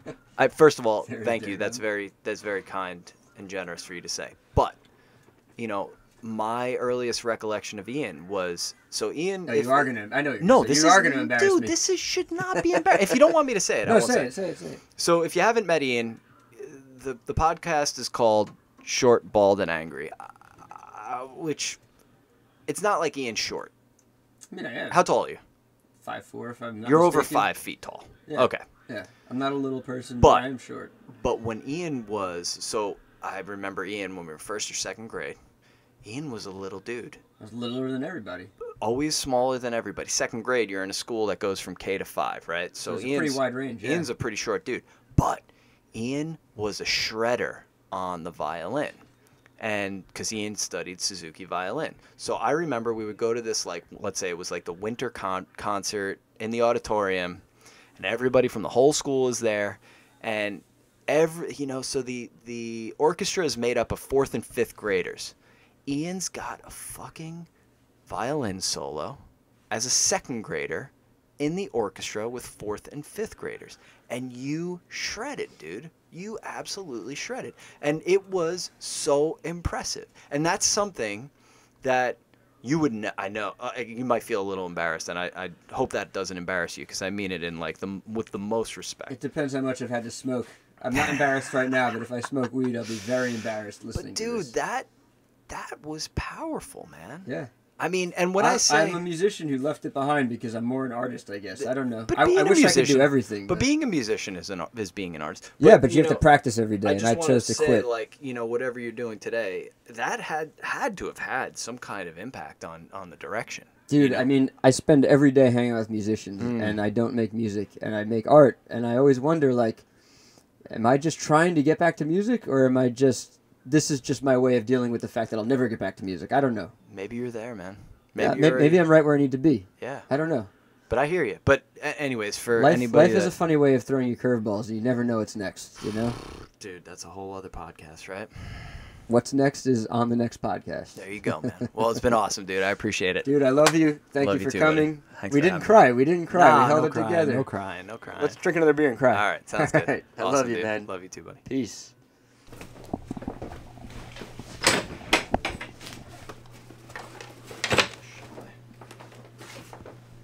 This is Matt Mahler's studio.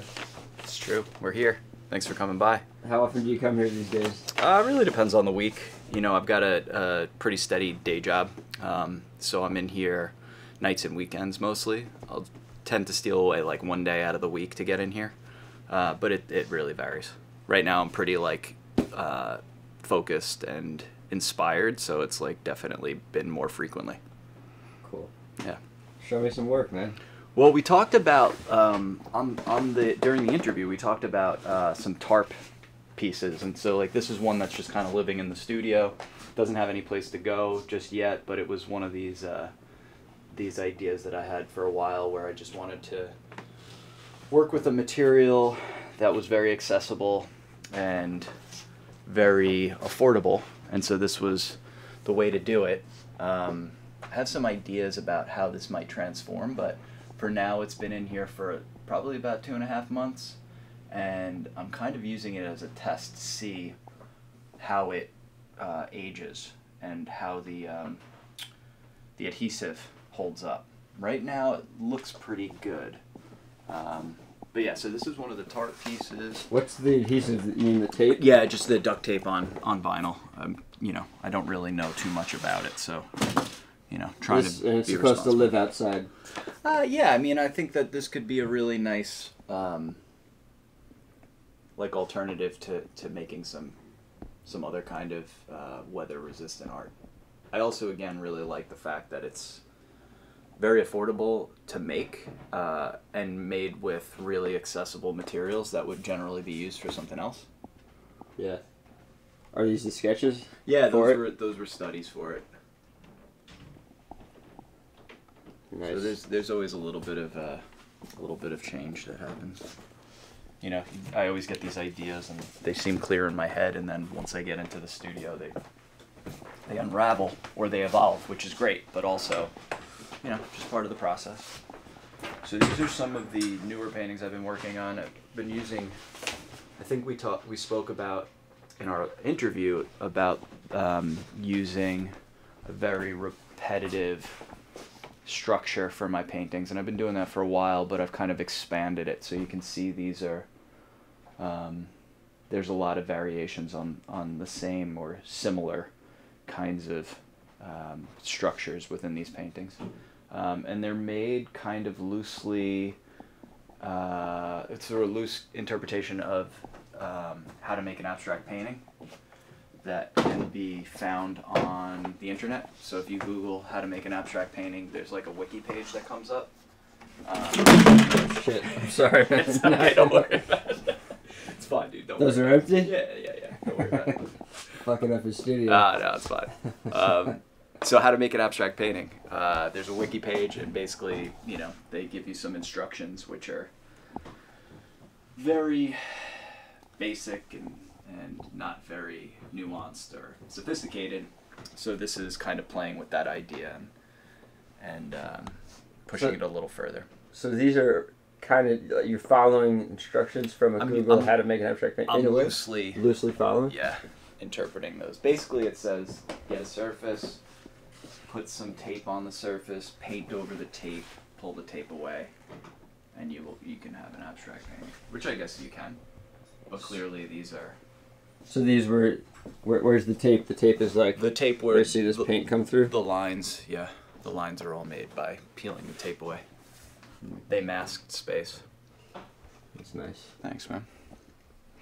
And so this is like a motif that I've been working with for a while. It was originally inspired or informed by a hashtag symbol.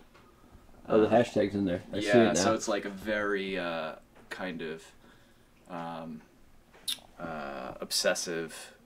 It's like it's realized through like obsessive line making, right? Yeah. Do you have any blatant hashtag? I do, man. They're kind of buried. I could probably dig some out if you want to see them. Yeah, if it's not too for sure. too difficult, might as well. Yeah, maybe cut it. Yes.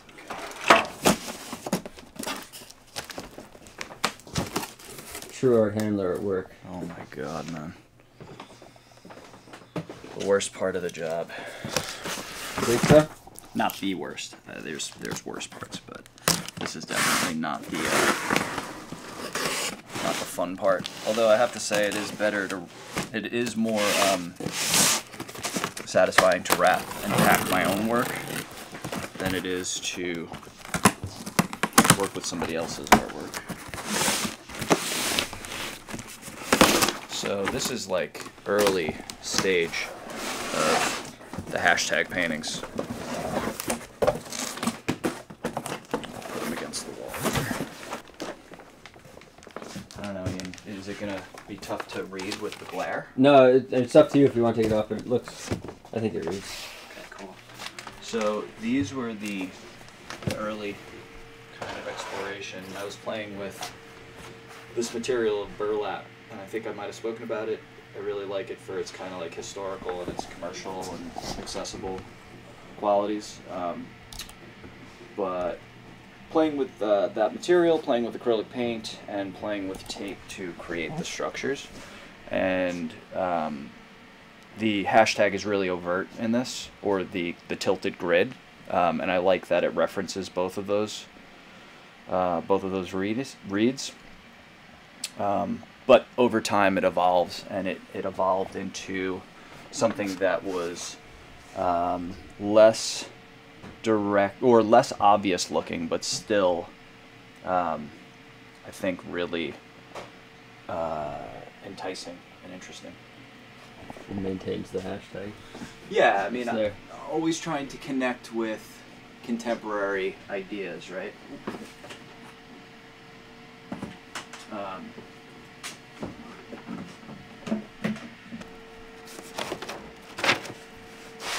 Here's a nice kind of... Are those all painted? Yeah, all those are up there, are painted. Those are new ones. I can pull them out if you'd like. Let's get them all out now. Yeah. It's up to you. Whatever you want to show, man. Put them up there, so it's not a big deal. If you want, you can just kind of take them out and hold them up, Yeah. and you can put them back so you don't... So, I don't know how well this views, but this is playing with these ideas of basic painting tropes. In this case, I'm playing with these blends, these gradients.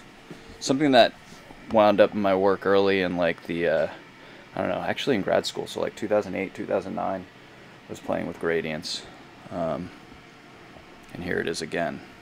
It's funny how those things kind of tend to come and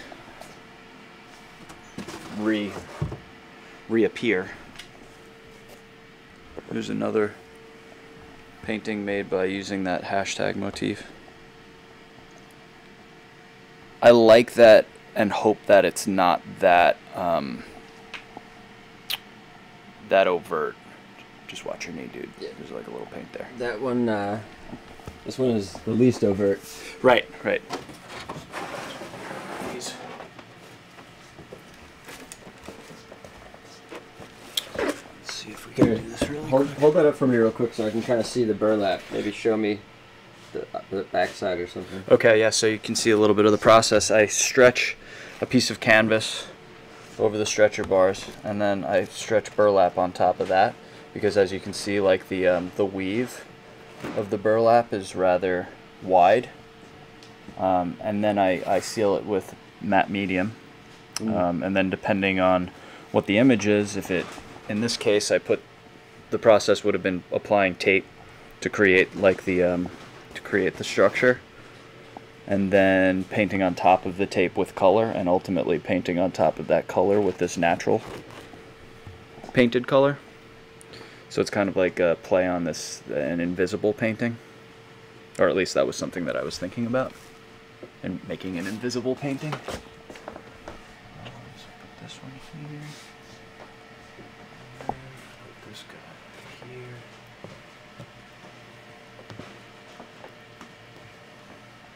Very casual with the way I hang these things in the studio, which is maybe not always the best thing.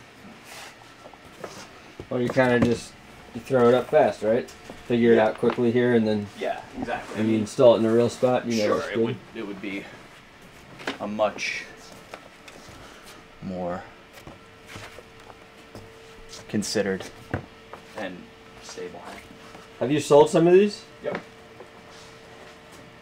You got a lot. Yeah, there's a lot. There's A always nice a lot. series. There's a lot, Ian. There's always a lot of stuff, you know?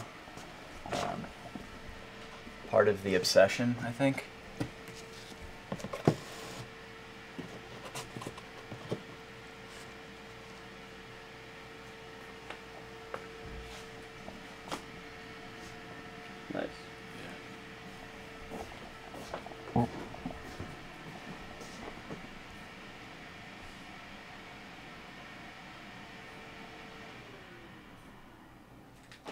crazy. These like have such an optical effect, which I don't think I was going for as a read. It kind of just happens, but then playing with it a little bit and embracing it has been really fun.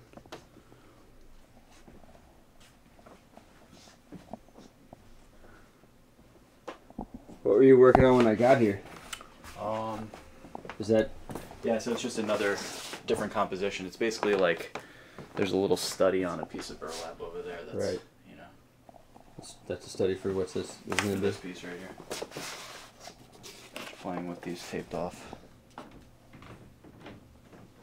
spaces, and it's kind of a very basic Asterix inspired painting or a Starburst inspired painting. I like to have a couple ideas going at once, or at least a couple surfaces going at once. What else can you show me? I can show you some of the colorways too. These things? Yeah.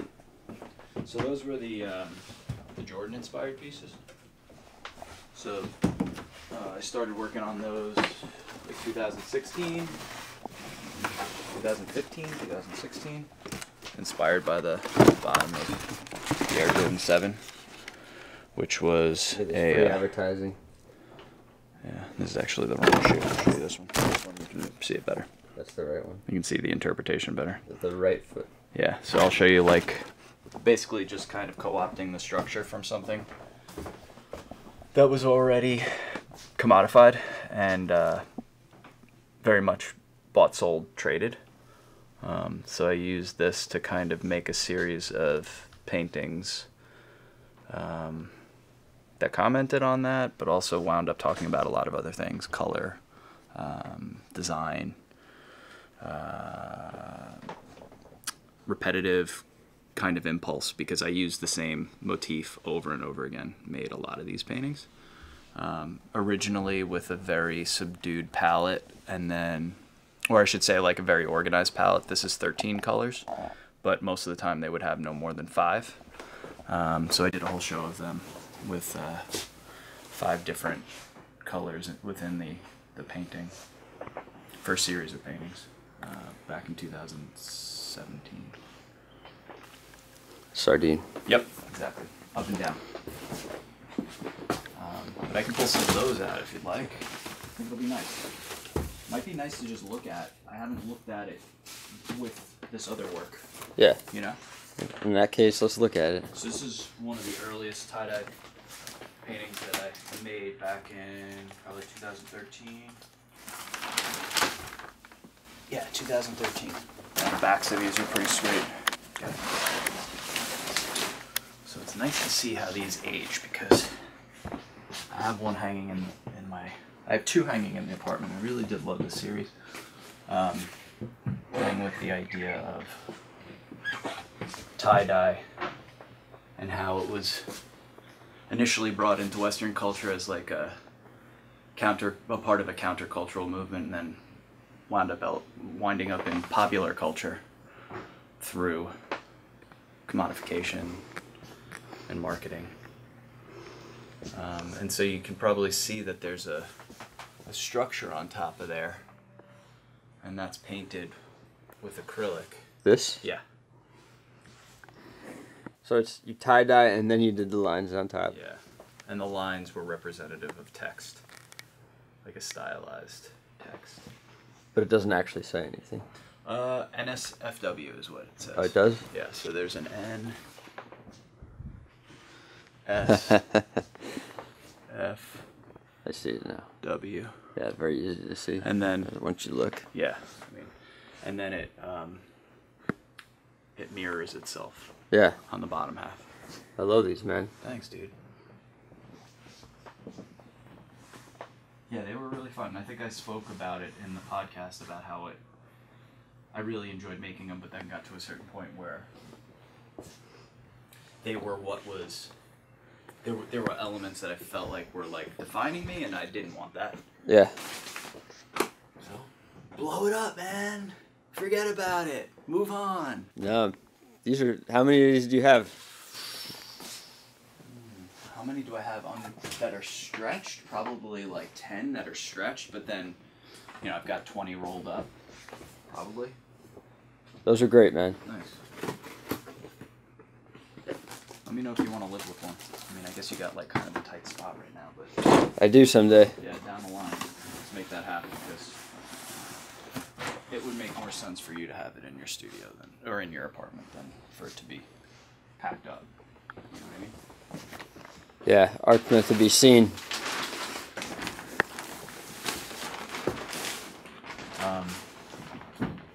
What's this technique you're doing? Oh, this is just to wrap it up. Back in the plastic. Oh, look at this. Art handling techniques. I would never have done that. Brilliant, man. I tell Yeah. you, all those years of college really paid off. What's the lesson? You learn more on the job? Yeah. Would you say that's true? Get out there. You know, that's got to be the same for film or for illustrations. Like, you can practice, but until you learn to apply it, it doesn't mean anything, right? I have to agree. For all those students out there. And I'm gonna put some more tape on here.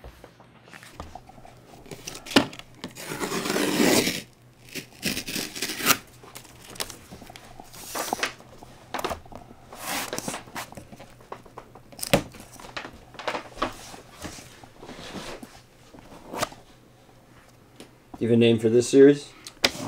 I mean, it's still like how to make an abstract painting. Okay. It's just like a different Design. Composition. Yeah, different composition, but still same basic application of paint. And now, let's see here. Do this.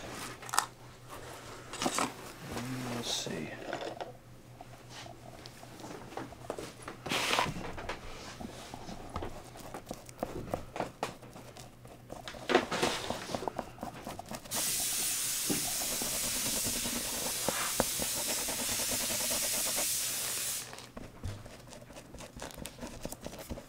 So when I apply the paint, it's done really kind of haphazardly, and I try to use the least amount of kind of subtlety and nuance. I don't look to do this with any kind of sophistication.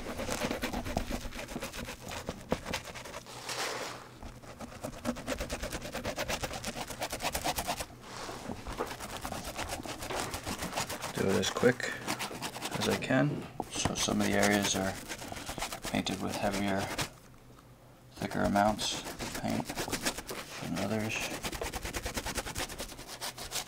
And that allows for color to kind of,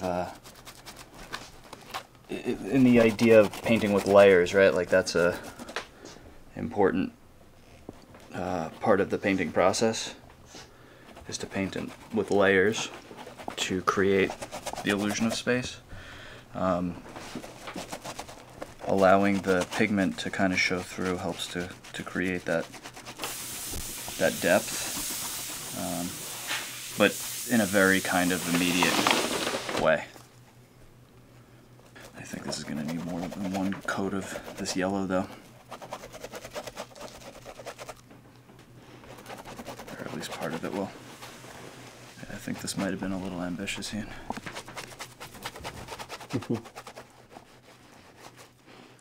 Well, what do you want to do? You want to cover it?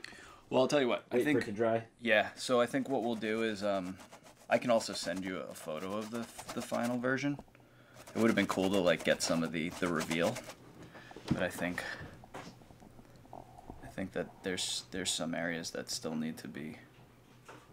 You won't be peeling? No. Okay. I think I should have covered it all with white first.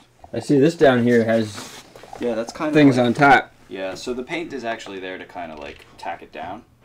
I started putting the masking on, and then the tape will start to peel away if it's left for a long period of time. So the paint actually acts as kind of like it will seep underneath and kind of tack it down a little bit. So this is kind of like an earlier stage of these other Sure. ones we were looking at. Absolutely. Cool, man. Yeah, dude. So, want us to stop? You done? Yeah. I think that's cool, man. Thanks. Alright. Do you feel like you have what you need? Yeah. Nice. You know it, man. Yeah. I like doing the handshake and kind of. Yeah, that's awesome. Thanks for coming by, Ian. Thanks for having us. Yeah, thanks for tuning in. Cool.